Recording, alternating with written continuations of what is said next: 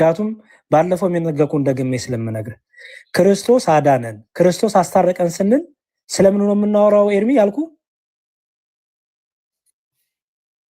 ስለምን ነው የምናወራው?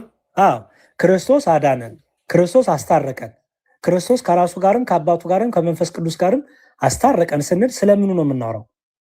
ስለ ልመና ስለ ጸሎት ነው የምናወራው? ስለ መስቀል በቃ ምክንያቱም በሞቱ ባይሞትን ልኖረው እርቅ የለም አይደል? ደሙ ባይፈስልን ልኖረው እርቅ የለም አይደል? በጣም ጥሩ። ስለዚህ ክርስቶስ አስታረቀን ስንል ሁሌም ስለ መስቀሉ ስራ ነው የምናወራው። ክርስቶስ ታረቀን ስንልም ስለ መስቀሉ ስራ ነው የምናወራው። ምክንያቱም እሱ ራሱ መስዋዕት ነው፣ እሱ ራሱ መስዋዕት ተቀባይ ነው፣ እሱ ራሱ ደግሞ መስዋዕትን ያሳረገ ነው። ምክንያቱም የሚምር ሊቀ ካህን ስለሆነ ብዬ ደጋግሜ እነግርሃለሁ ማለት ነው። ግን ራሱ የሚያስታርቅ የሚለው ነገር እንዴት ነው የሚታየው? የሚምር ሊቀ ካህን ለምሳሌ ጥቅስ እየሰጠው ልጅ ጥሩ ኦኬ፣ ጥቅስ ያዝ። እሺ ኤርሚ ፕሊዝ። ችግር የለውም። እሺ ጥሩ ኦኬ። አንዴ ትልቁ ላይ ነው። ጥያቄ ግን ክሊር ነው አይደለ? አዎ ግልጽ ነው። ካልገባኝ መልሰህ ትነግረኛለህ። ምናልባት ጥያቄ የሆነበት መንገድ ከመጀመሪያው የጠየቁት ጥያቄ ኢየሱስ ክርስቶስ ወይም ጻድቃን ሰማዕታቶች አማላጅ ናቸው ስንል በምድር ላይ አንዱ ለአንዱ እንደሚማልድ ከዚህ በፊት በማስረጃ አሳይተኛል። ይቅርታ ቆይ ችግር የለውም። መጀመሪያ የክርስቶሳኑ ደግሞ ስናወራ ምን እያልን እንደሆነ ደግሞ እናወራለን ማለት ነው። ችግር የለውም። ትልቁ ላይ አድርገኝና ላሳየህ። ምክንያቱም መጀመሪያ እኔ እናንተ መግባት ያለብን ክርስቶስ ራሱ ታራቂ ነው ወይስ አይደለም የሚለው ላይ ነው። የክርስቶስን ታራቂነት ያላመነ ሰው ቅዱሳን ያማልደው ላይ ያማልዱ የሚለው እሱ ሀሳብ ላይ ገና ነው ማለት ነው። ምክንያቱም መጀመሪያ ክርስቶስ ራሱ ታራቂ መሆኑን ማመን አለበት። ክርስቶስ ራሱ መሐሪ ይቅር ባይ መሆኑንም ማወቅ መቀበል አለበት ሰው። እሱ ላይ መጀመሪያ ላሳይህ። እሺ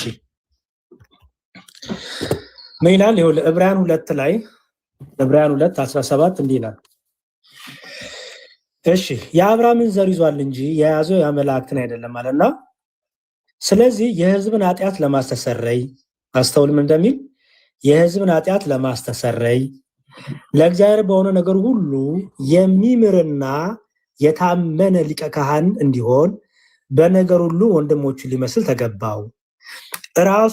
እርሱ ራሱ ተፈትኖ መከራን ስለተቀበለ የሚፈተኑትን ሊረዳቸው ይችላልና ይላል። በጣም ጥሩ። እዚህ ጋር የሚምርና የታመነ ሊቀ ካህን የሚል ይታያል። ኦኬ ቅዱስ ጳውሎስ ይህን ሲናገር የብሉይ ኪዳን ሊቀ ካህናትን እያነጻጸረ ነው። ኦኬ ምክንያቱም ከላይ ስታነበው ያው ሚላን መሰለ ስለ እርሱ የምናገርበት የሚመጣውን ዓለም ለመላእክት ይገዝ፣ ነገር ግን አንዱ በአንዱ ስፍራ ታስበው ዘንድ ሰው ምንድን ነው ከመላእክት ይልቅ በጥቂት አሳነሰው፣ የክብርና የምስጋና ዘውድ ጫነለት፣ በእጆችም ስራ ላይ ሁሉ ሾመው። እሺ ሚዩት አርጉኝ ስትገቡ እያለ ይመጣና ከዛ የሚምርና የታመነ ሊቀ ካህን ይላል። እዚህ ጋር ሁለት ቃላት አሉ። የሚምር የሚል አለ፣ ደግሞ ሊቀ ካህን የሚል አለ አይደለ? ኦኬ የሚምር ማለት ይቅር የሚል ማለት ነው። የሚያስምር አላልኩም፣ የሚምር ነው የሚለው እዚህ ጋር ራሱ ምንድን ነው ማለት ነው? ይቅር ባይ ነው ማለት ነው። ይሄ ተነገው ለክርስቶስ ነው። ሊቀ ካህን ደግሞ የሚል ታያለ። የሊቀ ካህናት አገልግሎት ጋር ለምንድን ነው ቅዱስ ጳውሎስ ስለ ክርስቶስ ሲያወራ ክርስቶስን የሚምር ሊቀ ካህን ብቻ ሳይሆን የሚምር ሊቀ ካህን ያለው ለምንድን ነው ይባል? የሊቀ ካህናት ስራ በብሉይ ኪዳን ምን ነበረ መሰለ? ኃጢአት ሲሰራ አንድ ሰው ስለ ህዝቡ ምን ያደርጋሉ? መስዋዕትን ያቀርባሉ። ያ ሰው ወይ በግ ወይ በሬ ወይ የሆነ ዋኖስ ይዞ ይመጣና መስዋዕት ይሰዋል። ሊቀ ካህኑ ስለማ ስለዛ ሰው ኦኬ። ስለዚህ ምን ያደርግ ነበረ? ያስታርቀው ነበር ማለት ነው ያንን ሰው ከእግዚአብሔር ጋር። አስቀድሞ ሊቀ ካህኑ ነውርም ኃጢአትም ስለራሱ ኃጢአትና ስለራሱ በደል መስዋዕት ይሰዋል። ቀጥሎ ደግሞ ስለ ህዝቡ ኃጢአት መስዋዕት ይሰዋል። ኦኬ። ኢየሱስ ክርስቶስ ግን ሊቀ ካህን ነው ሲባል ምን እያለ እንደሆነ ታውቃለህ? አስታራቂ ነው። ለምሳሌ የብሉይ ኪዳን ካህናት መስዋዕት አቅርበው እግዚአብሔርን ይጠብቃሉ እስኪመልስላቸው። ራሳቸው ምን ስለ ኃጢአተኞች ናቸው። ራሳቸው አስቀድሞ ስለ ራሳቸው ኃጢአት መስዋዕት ስለሚሰዉ ከዛ ስለ ህዝቡ ኃጢአት አሳያለንም በጥቅስ አሳያለሁ። ክርስቶስ ኢየሱስ ኃጢአት አለበት ኤርሚ? የለበትም። ስለዚህ ስለ ራሱ ኃጢአት መስዋዕት መስዋዕት ይጠበቅበታል ነው ለኛ አይደለ? ሰዎችን ከእግዚአብሔር ጋር ለማስታረቅ ነው። በጣም ስለዚህ ከእግዚአብሔር ጋር ስለሚያስታርቀን ሊቀ ካህን አለ። ምክንያቱም የሊቀ ካህን ስራ ምን ማለት ስለሆነ ማስታረቅ ስለሆነ አይደል? ኦኬ። ክርስቶስ ግን ሲያስታርቀን በግና በሬ እንደ ብሉይ ኪዳን ካህናት በግና በሬ ታርዶ ነው አይደለም? ደሙን አፍሶልን ራሱ ነው አይደል? ራሱ ስጋውን ቆርሶ ደሙን አፍሶ አይደል? ምክንያቱም ቅዱስ ዮሐንስ መጥምቀ መለኮት ዮሐንስ ክርስቶስን በሩቅ ሲያው ምንድነው ያለው? የዓለምን ኃጢአት የሚያስተሰሪ የእግዚአብሔር ምንድነው ያለው? በግ አይደል ያለው? እውነተኛው የእግዚአብሔር በግ የታረደው በግ በይስሐቅ ፋንታ የታረደው በግ ማን ነው? ኢየሱስ ክርስቶስ። የአዲስ ኪዳን በጋችን ማን ነው? ኢየሱስ ክርስቶስ። ደሙን ያፈሰሰው ማን ነው? ኢየሱስ ክርስቶስ። ኦኬ። ያስታረቀ ማን ነው? ኢየሱስ ክርስቶስ። ግን ማስታረቅ ብቻ ነው? አጠገው ምን የሚላል ለክርስቶስ ሲናገር የሚምር ይላል። አየው፣ የሚምር ከሆነ ሊቀ ካህን ከሆነ ያስታርቃል። የሚምር ከሆነስ የሚምር ከሆነ ታራቂ ማለት ነው። እንደዛ ጎበዝ። በቃ ታዲያ ሌላ ምን አለው? ራሱ መሐሪ ነው፣ ራሱ ታራቂ ነው ማለት ነው። ምክንያቱም የብሉይ ኪዳን ካህናት የሚያስምሩ ናቸው እንጂ የሚምሩ አይደሉም። አየህ፣ ምንም ችግር አይደለም። በደንብ አስተውለህ ስማኝ። ነገረ ክርስቶስን በደንብ መማር አለብህ ማለት ነው። አሁን የችግር ነው ወይ ምናምን ሳይሆን እንደዛ ማለት ሳይሆን አሁን ለምሳሌ እዚህ ጋር የተጻፈው ነው የሚምርና ራሱ የታመነ ሊቀ ካህን እንደሆነ መጽሐፍ ቅዱስ ተናገረ። ስለዚህ በምን ተረዳው አንተ? አሁን ለምሳሌ እኔ ሳልነግርህ ይሄን ብታነብ በምንድን ነው የምትረዳው? የሚምርና የታመነ ሊቀ ካህን የሚለው ስታነብ ምንድን ነው የምትረዳው? ራሱ መሐሪ ነው፣ እሱ ራሱ አስታራቂ ነው ብዬ ነው የምረዳው። እንደዛ ነው አንተ ምንድን ነው የኔ ነገርኩህን እርሳውና የኔን ተወው በቃ። እስቲ አንተን ስታነብ ነው የምትረዳው? የሚምርና የታመነ ሊቀ ካህን ምን ማለት ነው? እሺ ሊቀ ካህንነቱ አስታራቂያችን ማስታረቁ ነው ከአብ ጋር። የሚምር የሚለው ደግሞ ያው ራሱ ማዳን እንደሚችል ነው። ራሱ መሐሪ ነው ማለት ነው አይደል? ማዳን እንደሚችል እንደሚምር ማለት ነው። በጣም ጥሩ።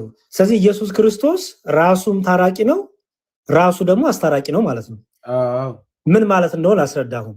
ራሱ ታራቂ ነው ስንል መታረቅ የመለኮት ባህሪ ነው አይደል? የእግዚአብሔር የአምላክ ባህሪ ነው አይደል? ይቅር ማለት መታረቅ የማን ባህሪ ነው? መታረቅ የእግዚአብሔር አብ ባህሪ ማለት ነው። ያ የእግዚአብሔር አብ ብቻ አይደለም። መታረቅ የእግዚአብሔር የአንዱ አምላክ ባህሪ ነው አይደል? ያው የአንዱ አምላክ ባህሪ ነው። ግን ኢየሱስ ክርስቶስ በምድር ላይ እስካለ ድረስ ወደ አባታችሁ ለምኑ እያለ ብዙ ቦታ ላይ አቤቱ ጌታው ይቅር በላቸውም እያለ ብዙ ነገር እያስተማረን ነበር በምድር ላይ። ያው አንድ አምላክ ብለን በስላሴ ትምህርት ላይ ስለምንግባባ አሁን እኮ እኔ ኢየሱስ ክርስቶስ አዳኝ አይደለም ወይ ደግሞ አያድንም እያልኩ አይደለም። አምላክነቱን እኮ አምናለሁ። ደሙን ያፈሰሰልን በመስቀል ላይ ለአንዴና ለዘላለም ነው አይደለም? አዎ። ቆይ አንድ ኤርሚ፣ መጀመሪያ ክርስቶስ ራሱ ታራቂ መሆኑ እንኳን አንተ አላመንክም አይደል? አንተ ክርስቶስን አስታራቂ ብቻ ነው አስታራቂ ብቻ ብለህ ነው የምታምነው? አስታራቂ ብቻ ነው ብዬ አይደለም መምህር ማምነው። እኔ ታራቂ ነው ብለህ ታምናለህ? አዎ ታራቂም አምላክም ነው ብዬ አምናለሁ። ኦኬ። ታራቂ ነው ስትል ከማን ጋር እኩል ታራቂ ነው እያልክ ነው? ከአብ ጋር ነው። አብ፣ ወልድ፣ መንፈስ ቅዱስ አንድ አምላክ እስከመሆናቸው ድረስ ታራቂም ናቸው ብዬ አምናለሁ። አንድ እግዚአብሔር ነው። በጣም ጥሩ። ኦኬ። ታራቂም ነው አስታራቂም ነው አይደል? ታራቂም ነው አስታራቂም ነው። ያው አዎ በሱ እስማማለሁ። ኦኬ። አስታራቂ ያልነው ለምንድን ነው? ቤዛ ስለሆነ ደሙን ስላፈሰሰ። ቤዛነትና ደም ማፍሰስ የሚነገረው ለወልድ ብቻ ነው፣ ለአብ አይነገርም፣ ለመንፈስ ቅዱስ አይነገርም። ለአብ የማይነገረው ለምንድን ነው? ሰው አልሆነም አብ አይደል? ለመንፈስ ቅዱስም አይነገርም፣ ምክንያቱም መንፈስ ቅዱስም ሰው አልሆነም አይደል? ስለዚህ ቤዛ ስንል ተሰቀለ፣ ተገረፈ፣ ደማ ስንል ስለማን ነው የምናወራው? ስለ ክርስቶስ፣ ስለ ወልድ ማለት ነው። በተለየ አካሉ ስለ ወልድ። ኦኬ። አሁን ስለ ቤዛነት ስናወራ፣ ስለ ደም ማፍሰስ ስናወራ፣ ስለ ወልድ ካወራን፣ ስለ መታረቅ ካወራንስ፣ ይቅር ባይነትን መታረቅንስ ካወራን ስለማን ነው የምናወራው? መታረቅን ካወራን ስለ አብ ነው የምናወራው። የታረቀን ወልድና መንፈስ ቅዱስስ እንግዲህ ያው ታረከልን ነው የሚለው አይደል? ክርስቶስ ስለታረከልን ነው። መንፈስ ቅዱስ ከኛ ጋር ሰራጺ ነው። ወልድ ደግሞ አሁን ስለመታረቅ የጠየቅኩ ኤርሚዬ ስለመታረቅ እሺ መታረቃውን ይቅር በላቸው እያለ የሚያስተምረን መጽሐፍ ቅዱስ የሚነግረን ወደ አብ ነው አይደለ የሚነግረን በደንብ እኮ አሁን ክሊር አግልኝ አቋምን አሁን እኮ ለማስተዋሉን ከበደኛ አንተ ለመሰለ ቅድም እሺ ጠይቀኝ ኤርሚዬ አንዴ ቆይ ቅድም ምን አልከኝ ክርስቶስ ራሱ ታራቂ ነው አልከኝ አሁን ደግሞ አይ ወደ አብ ነው የሚታረቀው እንጂ ወልድ አይደለም እያልከኝ ነው አንድ አቋም ይዘህ እዛ ላይ በደንብ እንግባባ ቤዛነት ስናወራ ሰው መሆን ስናወራ ስለማን ብቻ ነው የምናወራው ስለ ክርስቶስ ስለ ወልድ ብቻ አይደለ ለምንድን አብ ሰው አልሆነም መንፈስ ቅዱስ ሰው አልሆነም በተለየ አካሉ አካላዊ ቃል ኢየሱስ ክርስቶስ ሰው ይሆናል በጣም ጥሩ እሺ አሁን ደግሞ ቀጥሎ ሰው የሆነበት ዓላማ ለእርቅ ነው አይደለ ለይቅርታ ነው ኦኬ እርቅ ለአዳምና ለልጆቹ እርቅ የተደረገው ከአብ ዘንድ ብቻ ነው ወይስ ከአብን ከወልድን ከመንፈስ ቅዱስን እርቅ የሆነው ከአብ ከወልድ ከመንፈስ ቅዱስ በጣም ጥሩ ስለዚህ ራሱ ክርስቶስ ታራቂ ነው ማለት ነው አስታራቂም ብቻ አይደለም ከአብ እኩል ታራቂ ነው ከመንፈስ ቅዱስም እኩል ታራቂ ነው ምክንያቱም መታረቅ የአንዱ የአምላክ ባህሪ ስለሆነ አይደል ክርስቶስ ሰው በመሆኑ ከአብ ያንሳል አንስም ክርስቶስ ሰው በመሆኑ አምላክነቱ ቀርቷል አይቀርም ክርስቶስ ሰው በመሆኑ ከመንፈስ ቅዱስ ያንሳል አንስም እግዚአብሔር አባት ስለሆነ ከወልድ ይበልጣል አይበልጥም ወልድ ልጅ ስለሆነ ከአብ ያንሳል አያንስም ግን በዮሐንስ ወንጌል በተለያዩ ክፍሎች ላይ ወልድ ሲናገር እኔ ከራሴ አንዳች አደረግ አይቻለኝም እንደሰማው አፈርዳለሁ አይደል አባቱ የሚያደርጉትን አያውቁምና ይቅር በላቸው ብሏል አይደል ይሄ ማለት ማነስ ነው አይደለም አየህ ይሄን ያለበት አንደኛ ከትንቢት አንፃር የተነገረው አሉ እነሱን በያወዶቻቸው እንፈታለን አሁን መጀመሪያ እኔ እናንተ እንግባባ የሚገባው ክርስቶስ ከአብ እኩል ታራቂ ነው አስታራቂ ብቻም አይደለም ከአብ እኩል ታራቂ ነው ከመንፈስ ቅዱስ ጋርም ታራቂ ነው ምክንያቱም መታረቅ የአብም የወልድም የመንፈስ ቅዱስም ነው ቤዛነት ግን የማን ነው ሊቀ ካህን መሆን የማን ነው የወልድ ብቻ አየህ ስለዚህ ምን አለ እዚህ ጋር የህዝቡን ኃጢአት ለማስተሰረይ ለእግዚአብሔር በሆነ ነገር ሁሉ የሚምርና የታመነ ሊቀ ካህን እንዲሆን ይላል አየው ክርስቶስ ሊቀ ካህን ነው ስንል የህዝቡን ኃጢአት ምን የሚያደርግ ማለት ነው የሚያስተሰሪ ነው ማለት ነው ሊቀ ካህን ብቻ ደግሞ አይደለም ደግሞ የሚምርም ነው ራሱ ደግሞ ታራቂ ነው ማለት ነው ኦኬ በቁስሉ በደሙ በቆረሰው ስጋና ባፈሰሰው ደሙ ከአባቱ ጋር አስታረቀን ከመንፈስ ቅዱስ ጋርም አስታረቀን ደግሞ መታረቅ ደግሞ እርሱ ራሱ ደግሞ የሚምር ስለሆነ ምንድነው ይቅር ባይም ነው ታራቂ ነው ማለት ነው ለምሳሌ እንዲህ ይላል ይኸውልህ ዕብራውያን ላይ ልመለስ እንደውም ዕብራውያን ላይ ነበርኩ ለካ እሺ ዕብራውያን 9 ላይ እንዲህ ይላል ይኸው ዕብራውያን 9 ላይ እሺ ሊቀ ካህናት ለቁጥር 25 ነው 9:25 ሊቀ ካህናትም በየዓመቱ የሌላውን ደም ይዞ ወደ ቅድስት እንደሚገባ ራሱን ብዙ ጊዜ ሊያቀርብ አልገባም ስለ ክርስቶስ እየተናገረ ነው እሺ አስተውል የብሉይ ኪዳን ሊቀ ካህናት በየዓመቱ ደም ይዞ ይገባሉ የምን ደም የእንስሳ ደም ይዞ ይገባሉ የሰው ደም ሳይሆን የእንስሳ ደም ወይም የበግ የዋኖስ የላም ሊሆን ይችላል እየገባ ነው እየገባኝ ነው የሊቀ ካህኑ ስራ ምንድነው ማለት ነው የእንስሳት ደም ይዞ ወደ ቅድስት ይገባል ስለራሱም ስለዙም ኃጢአት መስዋዕት ያቀርባል ማለት ነው ይሄ ግን በየዓመቱ የሚደረግ ነው ኦኬ በጣም ጥሩ ይሄኛው በቂ ቢሆን የእግዚአብሔር ልጅ ኢየሱስ ክርስቶስ ወደ ምድር መምጣት ነበረበት እሱ ላይ ነው ጥያቄው እየመለስኩልህ እኮ ነው ኤርሚዬ ብትከታተለኝ እኮ እየመለስኩልህ ነው በደንብ አስተውለሽ ጥያቄ እሱ ላይ ነው የኔውን የብሉይ ኪዳንን የሙሴን ሕግ ካህናቶች የሚቋረጡ ወይም ደግሞ የሚሞቱ ስለሆኑ ይሃው የሆነ ክርስቶስ ግን መጥቶ በደሙ ይዞን እንደገባ ነው የሚናገረው መጽሐፍ ቅዱስ እና እሱ ላይ ነው ጥያቄው ነበር የሚሞቱ ሲባል የሚቋረጥ ማለት አይደለም ኤርሚ ማለት ያው እነሱ ዘላለማዊ አይደለም ክህነታቸው ነው አንዱ ሲሞት አንዱ ይተካል ይኸው የሚቋረጥ አይደለም ረጋ ብለህ ስማኝ ኤርሚ በራስ እየተረጎምክ የተቸገርከው ይኸው ለሚለው መጽሐፉ ምንድነው ሞት ስለከለከላቸው ሲል ክህነቱ ይቋረጣል እያለ ሳይሆን አንዱ ሲሞት አንዱ ይተካል አንዱ ሲሞት አንዱ ይተካል ነው አንድ ሁለተኛ ደግሞ የብሉይ ኪዳን ሊቀ ካህናቶች በእጅ ነው የሚሾሙት ኦኬ እና ደግሞ በዘር ነው በዘር ገባ በዘር በሌዊ ዘር እየተባለ ነው የሚሄደው። የኢየሱስ ክርስቶስ ግን እንደ መልከ ጼዴቅ ነው ይላል አይደል? እንደ መልከ ጼዴቅ ይላል። አሁን ወደ ክህነት ደግሞ ልትወስደኝ ነው ማለት ነው። ቆይ በየቦታው ከምረቅጥ አንዴ ልጨርስልህ ይሄንን። እሺ የሊቀ ካህኑ በየአመቱ እየደጋገመ የእንስሳት ደም ይዞ ይገባል አይደል? ይሄ ቢያድነን ኖሮ፣ ይሄ የዘላለም ሕይወት ቢሰጠን ኖሮ፣ ይሄ ገነትን ቢያስከፍት ኖሮ፣ ይሄ አዳምና ልጆቹን ቢያስታርቅ ኖሮ የእግዚአብሔር ልጅ ኢየሱስ ክርስቶስ መውረድ ያስፈልገው መምጣት ያስፈልገው ነበር?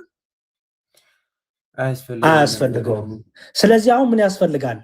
ፍጹም የሆነ ንጹህ የሆነ መስዋዕት ያስፈልጋል አይደል? አሁን ስለ ክርስቶስ ሲናገር ያው ይሄ ሊቀ ካህኑ ወደ ቅድስት በአመት እንዲየገባ ደም ይዞ ይገባ ነበር። ክርስቶስ ግን ይላል እዚህ ጋር ራሱን ብዙ ጊዜ ሊያቀርብ አልገባም ይላል ስለ ክርስቶስ ሲናገር። ታየው እየደጋገመ መስቀል ላይ ሞት አይደለም ክርስቶስ። እየደጋገመ የሚገረፍልህ አይደለም ክርስቶስ። አንድ ጊዜ ይህንን ፈጽሞታል። ይኸው ምን ይላል? ራሱን ብዙ ጊዜ ሊያቀርብ አልገባም ማለትና እንዲህስ ቢሆን ዓለም ከተፈጠረ ጀምሮ ብዙ ጊዜ መከራ ሊቀበል ባስፈለገው ነበር ይላል። አየው ስለ ክርስቶስ ሲያወራ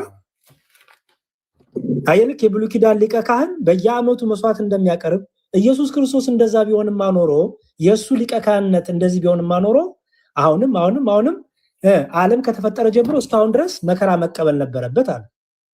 አየው አሁን ግን አለ በዓለም ፍጻሜ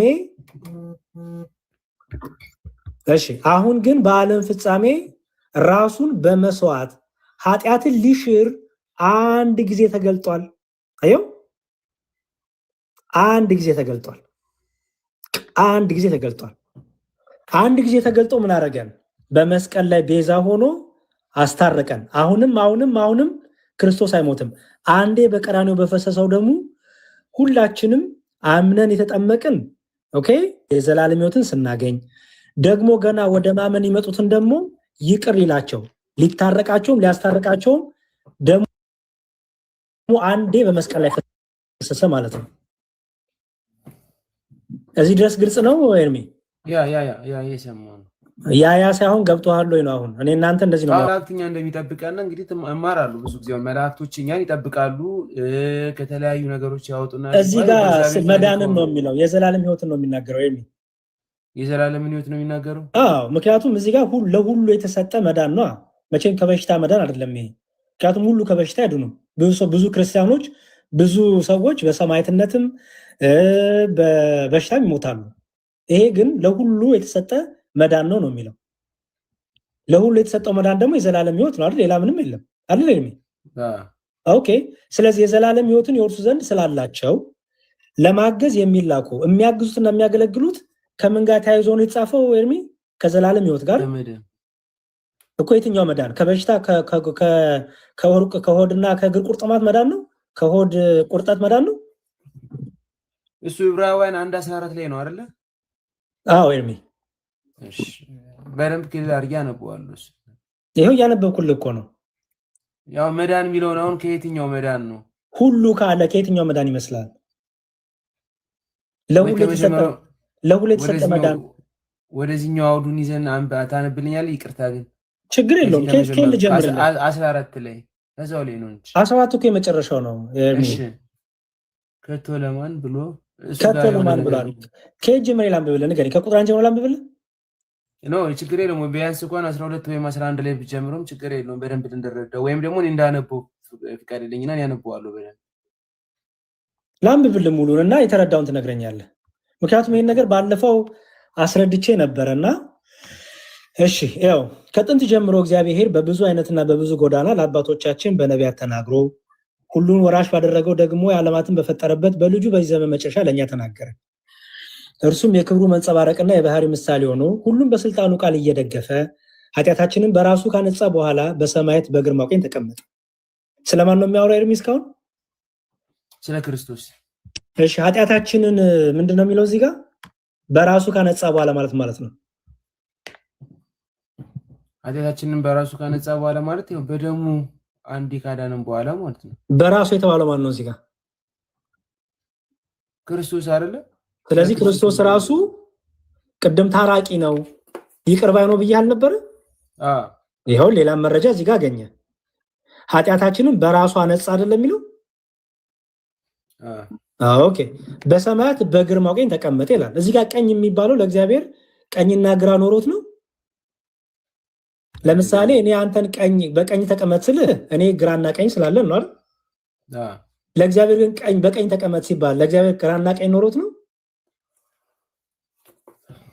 አይደለም። እሺ ችግር የለውም። አይደለም ቀኝ የኃይል ምልክት ነው። ቀኝ የስልጣን ምልክት ነው። ኦኬ የአብ ቀኙ ይባላል ኢየሱስ ክርስቶስ። የአብ ኃይሉ፣ የአብ ጥበቡ፣ የአብ ቀኙ ይባላል። ኦኬ በአባቱ ቀኝ ተቀምጧል ስንል ምን እያለን ነው? በግርማው ከአብ እኩል ሆኖ በስልጣን ተቀምጧል እያለን ነው እንጂ እግዚአብሔርማ በሁሉ የሞላ ነው አይደል? ግራና ቀኝ የለውም። ስለዚህ ለእግዚአብሔር ቀኝ ለክርስቶስ ቀኝ ሲነገር ስልጣንን ኃይልን የሚናገር ነው። ኦኬ ከመላእክት ይልቅ እጅግ የሚበልጥ ስምን በወረሰ መጠን እንዲሁ ከእነርሱ አብዝቶ ይበልጣል። ከመላእክትስ አንተ ልጄ ነህ እኔ ዛሬው ልጅ ያለው ደግሞ ማን አባት ሆናለሁ እርሱም ልጅ ሆነኛል ያለው ከቶ ለማን ነው? ደግሞ በኩሩን ወደ ዓለም ሲያገባ የእግዚአብሔር መላእክት ሁሉ ለእርሱ ይስገዱ ይላል። የሚያወራው ጠቅላላውን ስለ ክርስቶስ ነው አይደል? ከመላእክት ይበልጣል። አዎ የመላእክት ፈጣሪያቸው ነው፣ የመላእክት አምላካቸው ነው፣ መላእክት ሁሉ የሚሰግዱለት ነው አይደል? በጣም ጥሩ። ስለ መላእክትም ይላል ስለ መላእክትም መላእክቱን መናፍስት አገልጋዮቹንም የእሳት ነበልባል የሚያደርግ ይላል። ስለ ልጁ ግን አምላክ ሆይ ዙፋንህ እስከ ዘላለም ድረስ ይኖራል። የመንግስት በትር የቅንነት በትር ነው። ጽድቅን ወደድክ አመፃንም ጠላ። ስለዚህ እግዚአብሔር አምላክ ከጓደኞች ይልቅ በደስታ ዘይት ቀባ ይላል። ደግሞ ጌታ ሆይ አንተ ከጥንት ጀምሮ መሰረትክ፣ ሰማዮችም የእጆች ስራ ናቸው። እነርሱ ይጠፋሉ፣ አንተ ግን ጸንተህ ትኖራለህ። ሁሉ እንደ ልብስ ያረጃሉ፣ እንደ መጎናጸፊያም ትጠቀልላቸዋለህ፣ ይለወጡማል። አንተ ግን አንተ ነህ፣ ዓመቶችም ከቶ አያልቁም ይላል። እዚህ ድረስ አሁን ግልጽ ነው። ስለ ልጁ እየተናገረ ማለት ስለ ክርስቶስ። ከዛ ነገር ግን ከመላእክት አለ። አሁን ይኸውልህ ስለ መላእክት ጀመረ። ከላይም ጥቂት አነሳና እርሱ የመላእክት አምላክ እንደሆነ ተናገረ። ቀጥሎ ደግሞ እዚህ ጋር ነገር ግን ከመላእክት ጠላቶችን የእግር መራገጫ እስካደረገ ድረስ በቀኝ ተቀመጥ ከቶ ለማን ብሏል አለና ሁሉ መዳንን ይወርሱ ዘንድ ስላላቸው ለማገዝ የሚላኩ የሚያገለግሉ መናፍስት አይደሉምን ብሎ ጨረሰ። ይኸው ሙሉን አነበብኩልን። ምን ተረዳ ታዲያ? እዚህ ጋር አሁን ሁሉ መዳን ይወርሱ ዘንድ ስላላቸው ለማገዝ የሚላኩ የሚያገለግሉ መናፍስት አይደሉምን ሲል ምን ማለት ይመስላል? በአንዴ እረዳዋለሁ ብዬ እሱን ነገር ችግር የለውም። ደጋግሞልኛል። በአንዴ አክሴፕት ማድረግ አልችልም። አሁን ይሄን ነገር መዳንን የሚለው ነገር መዳን እንዴት ነው የዘላለም ሕይወት የሚገኝበት መዳን ነው እንዴት ነው የሚለውን ነገር በደንብ አየዋለሁ። ምክንያቱም አሁን ቅድም የሰጠኝ ዕብራውያን 9:25ንም እንደገና 2:17ንም 1:14 አሁን ያነበብክልኝንም እሱን ሁላ በደንብ አንብቤ እሱን ነገር ለመረዳት ልሞክር። ምንም ችግር የለውም። ምን ታረግ መሰለህ? ካልገባኝ እጠይቅሃለሁ ደውዬም ቢሆን። ጥሩ። ምን ታረግ መሰለህ? ጥቅሶች ያዝ፣ ጥያቄ ያሉብን ጥቅሶች ከፕሮቴስታንት የምትሰማው ሊሆን ይችላል። ምንም ብቻ ግራ የሚያጋቡን ጥቅሶች ያዝና ጠይቀኝ። እንዲሁም እንደዚህ ላይቭ ላይ ብትጠይቀኝ ይሻላል፣ ሌላው ሰውም እንዲማር። ሰብስብና ጥቅሶችን እኛ ለምሳሌ ኢየሱስ ክርስቶስ አማላጅ አይደለም ስን ምን እያልን ነው? ኦኬ ምክንያቱም ምልጃ የሚለው ለሰዎችም ተነግሯል አይደል? ስለ ነገስታት ማልዱ ጸልዩ ተብሏል። ለክርስቶስ አማላጅ አይደለም ስንል እኛ አስታራቂ ነው የሚለው የመስቀሉን ስራ ይገልጻል። አማላጅ የሚለው ግን አይገልጸውም እያልን ነው። ቃሉ ቢቀመጥም ለምሳሌ ክርስቶስ ብርሃን ነው አይደል? ኦኬ እግዚአብሔር ቅዱስ ነው አይደል? ቅዱስ ነው። እኛም ቅዱሳን ተብለን አይደል? ኦኬ ስለዚህ እኛ ቅዱሳን ስንባል እግዚአብሔር ቅዱስ ሲባል አንድ አይነት ነው አይደለም? ምንድነው ልዩነቱ? እሱ ፍጹም ቅዱስ ነው። የባህሪው ነው እሱ ቅዱስ ነው። ማንም የሚሰጠው የሚቀማው የለም። እንከን የለበትም። ፍጹም ቅዱስ ነው። ይሳሳታል እንኳን ብለህ የምታስበው አይደለም አይደለ? እግዚአብሔር በባህሪው ንጹህ ባህሪ ስለሆነ ንጹህ ነው አይደለ? የሚሰጠው ቅድስናን የሚሰጠውና የሚነሳው የለም። ራሱ የቅድስና ሁሉ ምንጭ ስለሆነ አይደል? ሰዎችን ቅዱስ ናቸው ስትል ምን እያልክ ነው? ሰጪና ነሻ አላቸው። እግዚአብሔር ቅዱስ ያደርጋቸዋል። እግዚአብሔር ደግሞ አልታዘዝም ቢሉ ደግሞ እግዚአብሔር ምን ያደርጋቸዋል? ይቆጣቸዋል፣ ይቀጣቸዋል አይደል? በጣም ጥሩ። ምልጃ የሚለው ሐሳብ ቆይ ይሄን እንጨርስ መጀመሪያ። ይኸውልህ እዚህ ጋር ጥያቄ እንድታነብ የምፈልገው አንደኛ ሁሉ መዳንን ይወርሱ ዘንድ ነው የሚለው። ሁሉ ነው የሚለው። ኦኬ ይሄ ለሁሉ የተሰጠ መዳን ነው። አሁን የበሽታ መዳን፣ የቁርጥማት፣ የሆድ ህመም፣ የሆድ ቁርጠት ምናምን እንዳትለኝ ሁሉ ከበሽታ አይድኑም። በጣም ብዙ ክርስቲያኖች በክርስቶስ አምነው የሚያንቀላፉት ማጆሪቱ ታሟል የሚሞቱት አይደል? ስለዚህ ስለሱ ነው የሚያወራው እንዳትል፣ ስለሱ አይደለም። ስለዚህ እዚህ ጋር ሁሉ መዳንን የተባለው የስጋ በሽታ አይደለም። ኦኬ በሰማዕትነትም ሰዎች ክርስቲያኖችን ይገላሉ፣ አህዛቦች ክርስቲያኖችን ያርዳሉ፣ ይገላሉ ዛሬም ድረስ። አይ እነሱንም እንዳይገደሉ ማድረግ ነው እንዳትለኝም፣ እሱም አይሆንም። ምክንያቱም ሁሉ የሚድኑት ነው የሚለው። ለሁሉ የሚሰጥ መዳን ነው የሚለው። ሁሉ የሚወርሱት መዳን ነው የሚለው። ለሁሉ የተዘጋጀ መዳን ደግሞ የዘላለም ህይወት ነው አይደል? የዘላለም ህይወት እንዲወርሱ ይላል ይወርስ ዘንድ ስላላቸው ለማገዝ የሚላኩና የሚያገለግሉ። አሁን የኔ ጥያቄ እዚህ ላይ ነው ለፕሮቴስታንቶች የምጠይቀው፣ መላእክቱ ከዘላለም ህይወት ጋር ማገዛቸውና ማገልገላቸው ለምን ተገናኘ ነው ጥያቄው። ኦኬ ከዘላለም ህይወት ጋር ማገዛቸውና ማገልገላቸው፣ ምክንያቱም የማገዛቸው የማገልገላቸውም ዓላማ ጽዮን እንደሚዩት አርጊልኝ ፕሊዝ። የማገዛቸውም የማገልገላቸውም ዓላማ ከምን ጋር የተገናኘው? ከሁሉ መዳን ጋር መውረስ አይደል? ለምንድን ነው የሚያግዙ? ለምንድን ነው የሚያገለግሉት? ጥቅሙ ምንድነው? መዳንን እንዲወርሱ። ኦኬ ስለዚህ ይሄ ክፍል ላይ ክርስቶስ በቂ አይደለም ማለት ነው። ክርስቶስ በቃ ኦኬ ከበቂ በላይ ነው። ከበቂም በላይ ነው። እንደ ክርስቶስም የሆነ ቤዛ ማንም የለም። ታዲያ እዚህ ጋር ቅዱስ ጳውሎስ ለምንድን ነው የመላእክትን እገዛና አገልግሎት ውስጥ የጨመረው ነው? ኦኬ ይሄን በኋላ ጽዮንም ያ ፕሮቴስታንት ትመልስልናለች። ምልጃ የሚለውን ጥቂት ሐሳብ ልስጥና ዲያቆን ክርስቶፎሮስም ስላሉ ወደ እሷቸው ይሄዳሉ። ሮሜ 8 ላይ ኤርሚዮል በደንብ አስተውል። ሮሜ 8:30 ብዙ ጊዜ የሚነሳ ለምሳሌ ሮሜ 8:26 ላይ ምልጃ ይሄ መማለድ የሚለው ቃል 8:26 ላይ አለ። ያው እንዲሁም ደግሞ መንፈስ ድካማችን ያግዛል፣ እንዴት እንድንጸልይ እንደሚገባ እናውቅምና፣ ነገር ግን መንፈስ ራሱ በማይናገር መቃተት ምን ይላል? ይማልድልናል ይላል። ልብንም የሚመረምረው የመንፈስ ሐሳብ ምን እንደሆነ ያውቃል፣ እንደ እግዚአብሔር ፈቃድ ስለ ቅዱሳን ይማልዳልና ይላል። መንፈስ ቅዱስ አማላጅ ነው የተባለ ነው። ቃሉ አለ፣ ትክክል ነው፣ እንስማማለን። ቃሉ ስላለ ግን መንፈስ ቅዱስ አማላጅ የመንፈስ ቅዱስ እንላለን። ምን ማለት ነው?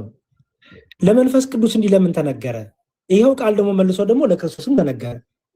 ይሄው ቃል ደግሞ በኋላ ላይ ያሳያሉ ለእግዚአብሔር አብም ተነግሯል። ይሄው ቃል ደግሞ ለቅዱሳንም ተነግሯል። ሰዎች እርስ በርሳቸው አንዱ ስለ አንዱ እንዲያማልድ ተጽፏል። ስለዚህ ይሄን ቃል በቃ ተነግሯልና ብለን ዝም ብለን እንውሰደው? አየህ። ስለዚህ እኛ ኦርቶዶክሳውያን ለክርስቶስ ሲነገር ምን ማለት ነው? ለቅዱሳን ሲነገር ምን? ቀድም እንዳልኩ ነው። ክርስቶስ ብርሃን ተብሏል። ኦኬ ሐዋርያትም ብርሃን ተብሏል። እኔ ቅዱስኛ ቅዱሳኑ ተብሏል። እግዚአብሔር ቅዱስ ተብሏል። ሰዎችም ቅዱስ ተብሏል። የኔ አባት ስታገኘው አባታችን ትለዋለህ። ወደ እግዚአብሔር ስንጸልይ አባታችን ብለን እንጸልያለን። ካህናት አባቶቻችን እንላለን፣ እግዚአብሔርንም አባታችን እንላለን። እና አንድ አይነት ነው እንዴ? አይደለም። ኦኬ ስለዚህ በደንብ ማወቅ ይፈልጋል፣ መመርመር ይፈልጋል። ለመንፈስ ቅዱስ ሲነገር ምን ማለት ነው? ለክርስቶስ ሲነገር ምን ማለት ነው? ምክንያቱም ይኸው ይማልዳልና የሚማልደው ክርስቶስ ኢየሱስ ነው። መንፈስ ቅዱስንም ለቅዱሳን ይማልዳልና ተብሏል። እና ስለዚህ ሁለት አማላጅ አለ ልትለኝ ነው? ኦኬ ራሱ በራሱ መማለድ የሚለው ምን ማለት ነው? ይሄ ምንድነው? ዋና ፍቹ ምንድነው? መለመን፣ መጠየቅ፣ መጸለይ ማለት ነው መማለድ ማለት። ለምሳሌ ኤርሚ አንተን አማልደኝ ስል ሙትልኝ እያልኩኝ ነው? አስታርቀኝ ይጸልይልኝ ነው። ኦኬ ለምሳሌ ኢየሱስ ክርስቶስ ይማልዳል ሲባል ይጸልያል ይለምናል ማለት ነው? ኖ ይማልዳል። ኢየሱስ ክርስቶስን ምልጃ ባፈሰሰው በደሙ ለአንዴና ለዘላለም በሰጠን ነው። መስቀል ላይ በሰራልን ቤዛነት ነው የምታወራው አይደል? አሁን ክርስቶስ ይማልዳልና የሚለው ቅዱስ ጳውሎስም ሲናገር በዕብራውያን በሮሜ መልእክቱ ስለ ቤዛነቱ እያወራ ነው አይደል? እሺ ስለ ደሙ መፍሰስ እያወራ ነው። አይደል? እሺ ለመንፈስ ቅዱስ ስለምንድን ነው የሚያወራው? ካቱ ይማልዳል ተብሏል።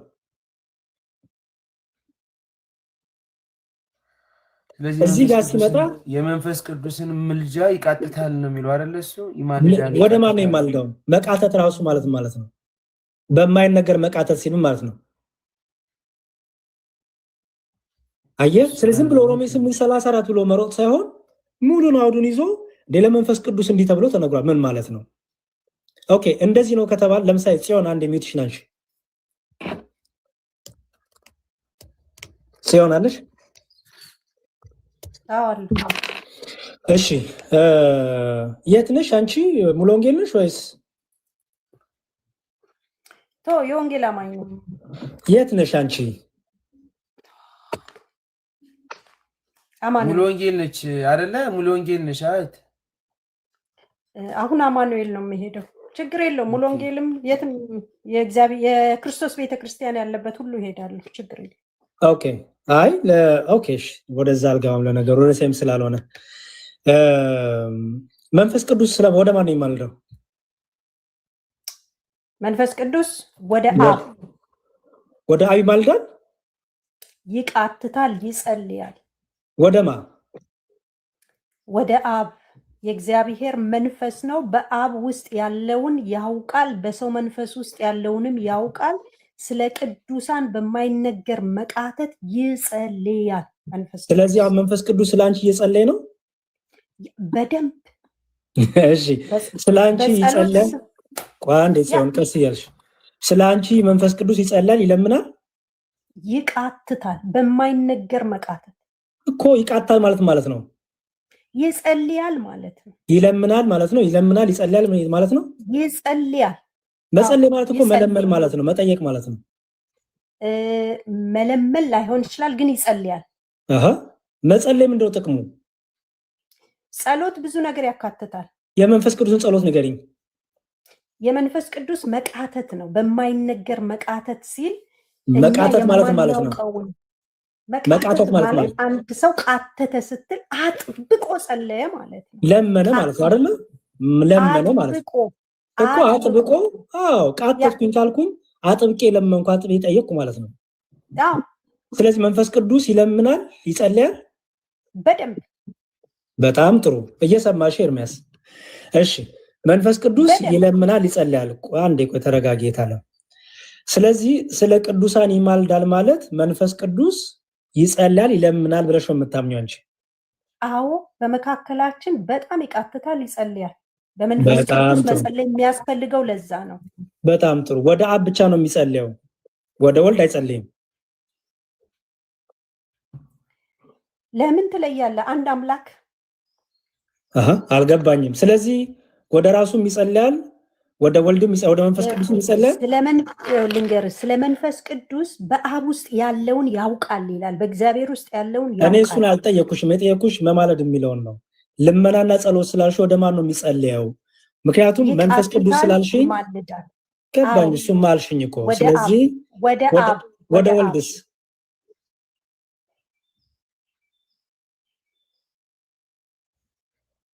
ወልድም መለኮት ነው።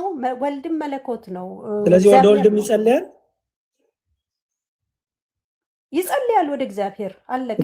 ለምን ወደ ወልድም መለየት የፈለግከው? አንቺ አብ ስላል ወደ አብ ነው የማልደው ስላልሽኝ መጽሐፉ እንደዛ ስንንበረከክ የምንንበረከከውም በአብ ፊት ስለሆነ አብ የሁሉ ምንጭ ስለሆነ እኮ። ስለዚህ ወደ አብም ወደ ወልድም ነው የሚጸልየው ወይ? አልገባኝም መልስሽ።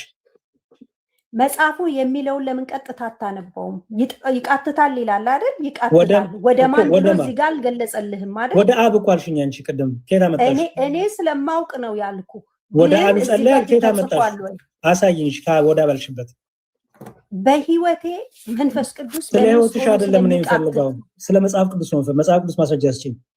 እሺ አይ አሁን ያለውን እናንብበውና መጀመሪያ እዚህ ላይ መንፈስ ቅዱስ ይቃትታል ይላል። አሜን ይቃትታል። አዎ ወደ አብ ነው ብለሽኝ ተርጉመሽ ነበር። አሁን ደግሞ ወደ አብ አይልም አልሽኝ። ወደ አብ ያልሽበትን ማስረጃ ብለህ ስለጠየከኝ ነው የነገርኩህ እንጂ መጽሐፉን እንከተለው አሁን። ስለዚህ ወደ ማን ነው የሚማልደው? ወደ ማን ነው የሚማልደው? እዛ ላይ ይላል ወደ አብ ይላል። አንቺ እኮ ነሽ ወደ አብ ያልሽው። አንተ ስለጠየከኝ ነው ወደ እኮ። ስለዚህ ከየት አመጣሽው?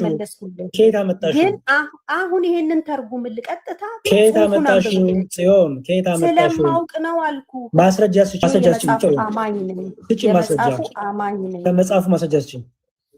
ለምሳሌ ጳውሎስ ማስረጃ ጥቅስ አባትነት ሁሉ በሚሰየምበት በአብ ማስረጃ ጥቅስ ስጪኝ አልኩት። ፕሊዝ ወደ አብ ነው መንፈስ ቅዱስ የሚጸልይ ያልሽበትን ማስረጃ ስጪ።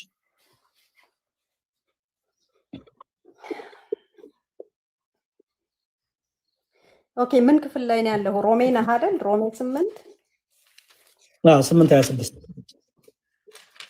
እሺ። እንዲሁም ደግሞ መንፈስ ድካማችንን ያግዛል፣ እንዴት እንድንጸልይ እንደሚገባን አናውቅምና፣ ነገር ግን መንፈስ ራሱ በማይነገር መቃተት ይማልድልናል። ልብንን የሚመረምረው የመንፈስ ሐሳብ ምን እንደሆነ ያውቃል፣ እንደ እግዚአብሔር ፈቃድ ስለ ቅዱሳን ይማልዳልና ይላል። እንደማን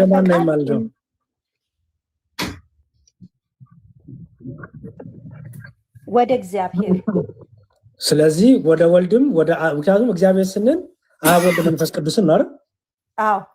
ስለዚህ መንፈስ ቅዱስ ወደ አብም ወደ ወልድም ይጸልያል። አዎ አዎ አዎ፣ ወደ እግዚአብሔር ይላል። እግዚአብሔር አብም ወልድም ነው። እሺ ይህን ፍቺ ይጸልያል ወደ አብና ወደ ወልድ መንፈስ ቅዱስ ይጸልያል የሚለው ፍቺ ከየት ያመጣሽው? ምክንያቱም አዲሱ መደበኛ ትርጉም ያንቺ መጽሐፍ እንደዛ አይፈታው። ይሄው እዚህ ላይ ተጽፎልሃል እኮ ወዴትም ሳይባይ መጽሐፍማ ተጽፏል። ግን መንፈስ ቅዱስ ይጸልያል የሚለው እኔ ለመጀመሪያ ጊዜ አንቺን አየው ከጴንጤዎች። ምክንያቱም ይሄን ክፍል ይሄው አንድ ሲሆን ራሱማ ብሎ ሌላ ጴንጤ እንደዛ ያመው አንቺ ለየት ትርጉም አመጣሽ። ኢቭን አዲሱ መደበኛ ትርጉም ላይም እንደዛ ብሎ አያስቀምጠውም። ያንቺ መጽሐፍ ላይ ይማልዳል የሚለው ይጸልያል ብሎ አልፈታውም። ምን ብሎ ነው የፈታው? ማገዝ ረዳትን ነው። መንፈስ ቅዱስ ረዳትን ሆነ መንፈስ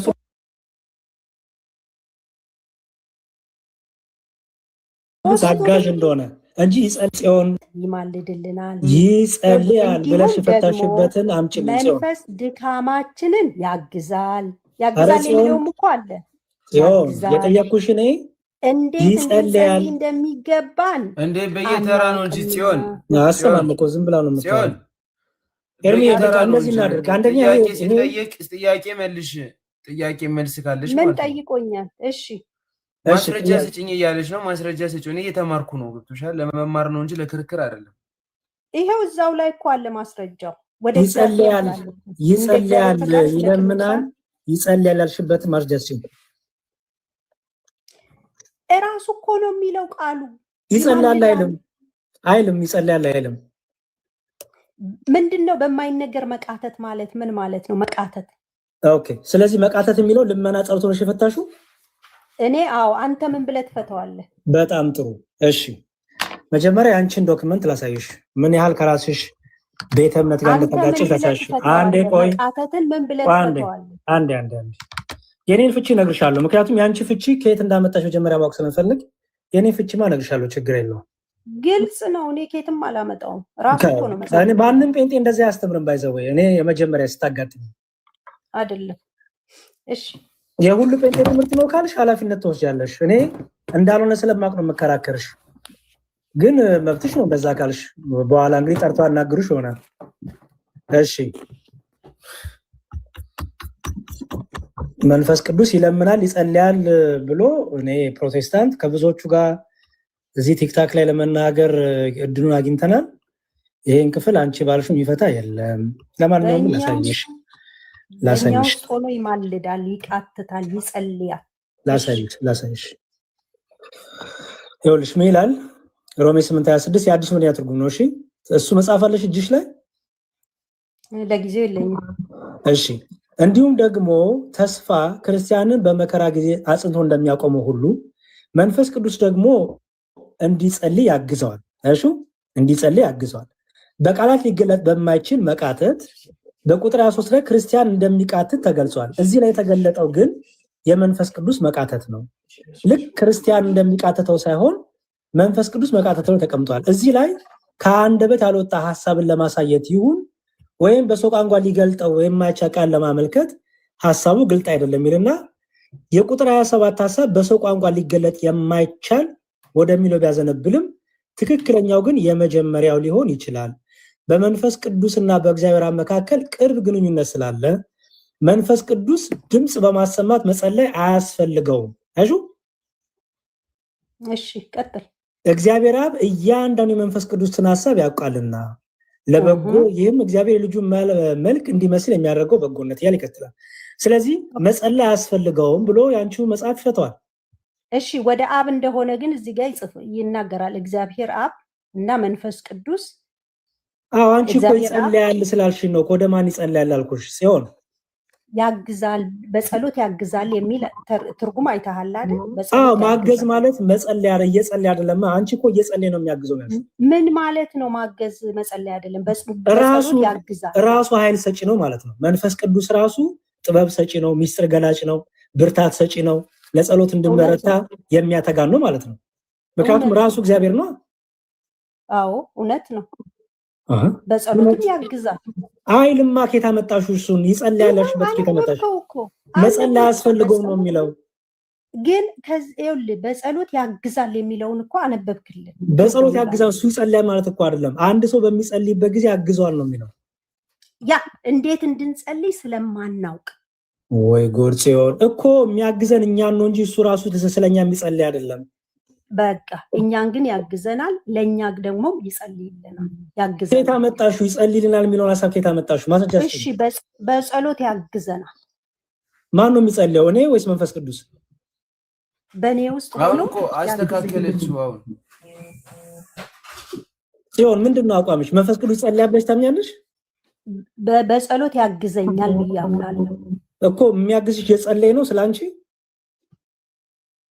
አዎ እንዴት እንድጸልይ ስለማላውቅ እሱን ነው እዚህ ጋር መጸለይ አያስፈልገውም መንፈስ ቅዱስ ብሎ እኮ ራሱ ይመራኛል፣ እኔን ይመራኛል። በምንድን ነው ይመራሽ? ምን እያደረገ? በጸሎት ይመራኛል። ለምሳሌ አንዳንዴ እንዴት እንድጸልይ ስለማላውቅ እየጸለየ ነው ይመራሽ። ስለአንቺ እየጸለየ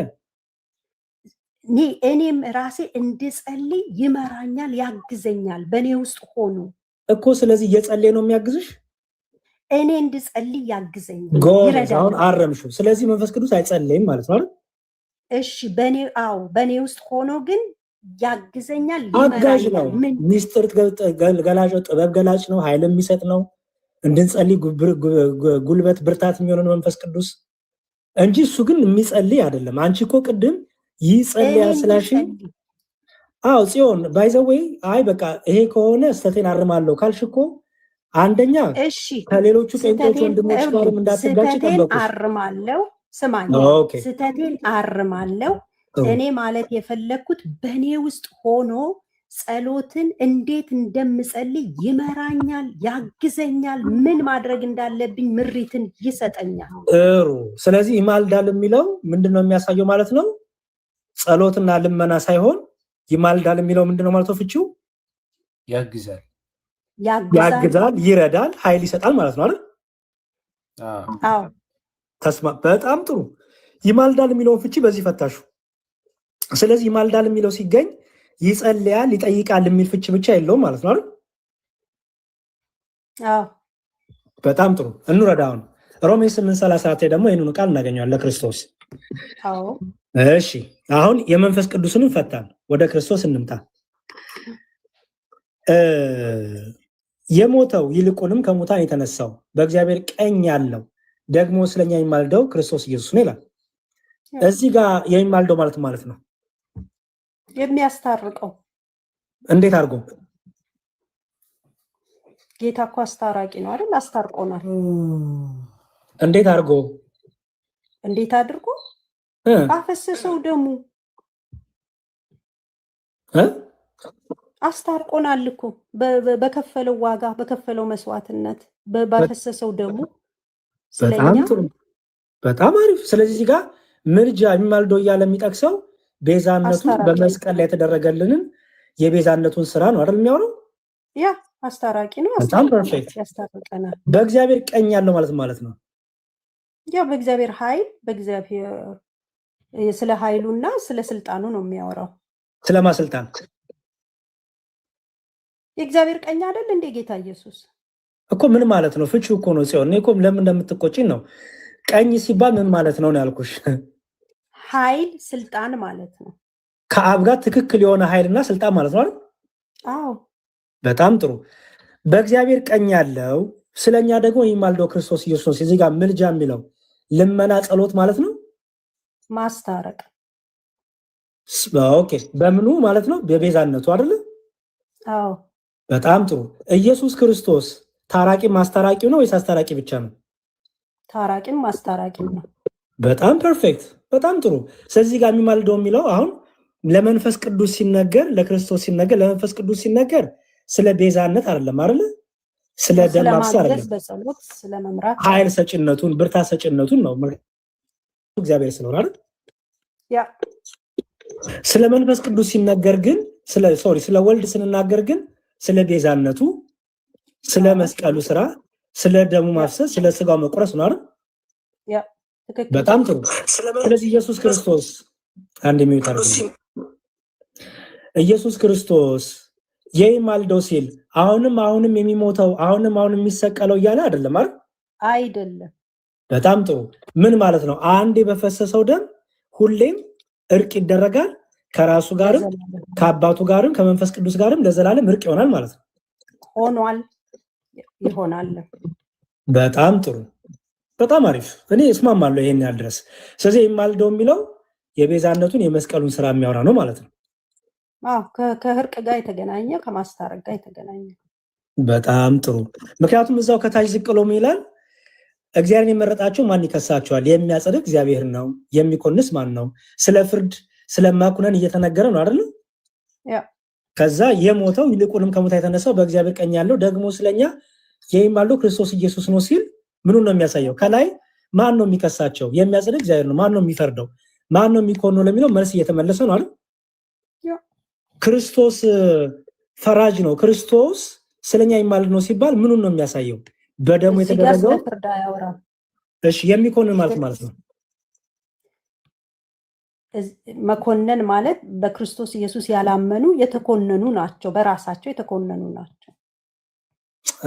እሺ እኔ ጠየኩሽ እሱን እኮ አይደለም ጽዮን የጠየኩሽ። እግዚአብሔር የመረጣቸው ማን ይከሳቸዋል? የሚያጸድቅ እግዚአብሔር ነው። የሚኮንስ ማን ነው? አሁን የሚያጸድቅ እግዚአብሔር ነው። የሚኮንን ማን ነው ከተባለ ማለት ነው እግዚአብሔር ያጸደቀውን ማንም ሊኮንነው አይችልም ማለት ነው። አዎ ገባኝ። የሚያጸድቅ እግዚአብሔር ነው። የሚኮንስ ማን ነው ከተባለ ማለት ነው ያልኩሽ። ጥያቄ ነው የጠየቀው ጳውሎስ። እግዚአብሔር ያጸደቀውን ማን ሊኮንነው ይችላል እያለ ነው። የሚያጸድቅ እሱ ነው። ማን ሊኮንን ይችላል? መኮንን ማለት ነው አንተ ኃጢአተኛ ነህ ብሎ ሊፈርድ ይችል ማን ነው አይደል? መፍረድ። አዎ ማንም ሊኮንን አይችል። አዎ መፍረድ ማለት ነው። ስለዚህ አሁን የሚያጸድቅ እግዚአብሔር ነው። የሚኮንን ማን ነው? ጻድቅ ፈራጅ እግዚአብሔር ነው። ማን ነው ከእርሱ ሌላ ጻድቅ ፈራጅ የሆነ? የሚኮንስ ማን ነው? ኦኬ። ስለዚህ አሁን ለዚህ መልስ ሊመለስ ነው አይደል? ያ ማን ነው? ይሄንን ከላይ እያብራራን የመጣው እንዳትነካው። እሺ ቀጥል። አካሄድህ አሁን ኢየሱስ ያማልዳል የሚለው ይፈርዳል የሚል ትርጉም እንዲይዝልህ ነው፣ ግን አይደለም። እሺ ብጨርስና ሀሳቡን ብናወራ አይሻልም ሲሆን? ያ ቤተ ክርስቲያንህ እንደዛ ብላ ስለተረጎመችው ስለማቅ ነው የነገርኩ፣ ግን ትክክል አይደለም። ችግር የለውም፣ አሳይሻለሁ ለምን እንደዛ እንደተባለ። የሞተው ይልቁኑ ከሙታን የተነሳው በእግዚአብሔር ቀኝ ያለው ደግሞ ስለኛ የሚማልደው ክርስቶስ ኢየሱስ ነው ይላል አይደል? እሺ የሚማልደው የሚለው የክርስቶስን ይቅርባይነት የክርስቶስን አስታራቂነትና ራሱ ታራቂነት ያሳያል አይደል? ያ እሺ ለምሳሌ በክርስቶስ ያላመነ ሰው አሁን በፍርድ ውስጥ ነው አይደል? አዎ። ቅድም ማን ነው የሚፈርድበት? በክርስቶስ ኢየሱስ ስላላመነ ማን ነው የሚፈርድበት? እኮ አሁን ተፈርዶበታል ይላል እኮ። ማን ነው ፈራጁ? አለማመኑ እግዚአብሔር አብ ይሁን እኮ ማን ነው? ኤርሚያ ራሱ አትመለስ። አሁን የምህረት ዘመን ላይ በፍርድ ወንበር ላይ የሚቀመጥበት ጊዜ አለ። ጌታ ኢየሱስ ይፈርዳል። እኔ አሁን የጠየኩሽ ጥያቄ ጽዮን፣ ኢየሱስ አሁን በክርስቶስ ያላመነ አሁን ተፈርዶበታል አይደል ይላል። ማን የፈረደበት? ከእግዚአብሔር ውጭ መቼም ፈራጅ የለም። ያው ባለማመኑ እግዚአብሔር ባለማመኑ ፈርዶባቸዋል። ማን የፈረደበት? ማን የፈረደበት? እግዚአብሔር። ትእዛዙ እግዚአብሔር ስለሆነ በጣም ጥሩ። ስለዚህ እግዚአብሔር ስንል አብ፣ ወልድ፣ መንፈስ ቅዱስ አይደል? አዎ እኮ። ስለዚህ ፈራጁ ራሱ አብም ነው ወልድ ነው መንፈስ ቅዱስ ነው ማለት ነው። አዎ በጣም ጥሩ። ስለዚህ የሚማልደው ክርስቶስ ኢየሱስ ነው ሲል የሚያስታርቀው የሚታረቀውም መታረቅም ማስታረቅም ብቻ አይደለም፣ ደግሞ በስሙ ለሚያምኑ ደግሞ ራሱ ደግሞ የሚፈርድባቸው ራሱ ነው አይደል? ይፈርድልናል እንጂ አይፈርድብንም። አረ ስለ አንቺ አይደለም እኔ የጠየኩት እባክህ ጽዮን፣ በስሙ ለሚያምኑ ነው ያልኩት። ለማያምኑ በል ለሚያምኑ አልኩኝ እኮ። አረ እኔ አላልኩም፣ ለማያምኑ ነው ያልኩት። ኦኬ፣ የፍርድ ጊዜ አለ ገና ነው፣ ግን አሁን አይደለም። አሁን ተፈርዶባቸዋል ነው የሚለው። ያ አሁን ባለማመናቸው ነው ከኩነኔ የሚወጡበት የንስሐ ዕድል ስላላቸው ማለት ነው። ገባኝ እኮ። እስከተመለሱ ድረስ ቢመለሱ እግዚአብሔር ሊመራቸው የታመነ ነው። አዎ፣ እስካልታመኑ ድረስ ግን ወደ ክርስቶስ የእግዚአብሔር ልጅ እየካዱ ግን መዳን የለም አይደል? አዎ፣ ግን አሁን ጌታ የሚፈርድበት ሰዓት አይደለም። አሁን ተፈርዶባቸው አይታለም ማለት ነው። ያላመኑት በኩነኔ ውስጥ ናቸው። በኩነኔ ውስጥ ነው። ኩነኔ ውስጥ የገቡት ስለተፈረደባቸው ነው አይደል? አዎ፣ የኃጢአት እስረኞች ናቸው። ከስራታቸው ነፃ አይደሉም እኮ ስለተፈረደባቸው። በጣም ስለተፈረደባቸው፣ ምክንያቱም የኃጢአት ደሞዝ ሞት ስለሆነ አይደል? አዎ፣ ገና ፍርድ ግን ገና ነው እኮ። እኔ ስለ ፍርድ እኮ ስለ መጨረሻው ፍርድ ግን ገና ነው። ስለ ዘላለም ሞትና ስለ ዘላለም ሕይወት እያወሩ አይደለም። አሁን ተፈርዶባቸዋል ስለሚለው ነው። ለጊዜው አሁን የምህረት ዘመን ላይ ስላለን የተፈረደባቸው ኩነኔ ውስጥ ናቸው ሲል በኃጢአት ተኮንነው የኃጢአት ፍርደኛ ናቸው። ከዛ ሊያወጣቸው የሚችል ግን ኢየሱስ ክርስቶስ አለ። በየትኛውም ሰዓት ይሄ የምህረት ዘመን እስኪዘጋ መውጣት ይችላሉ።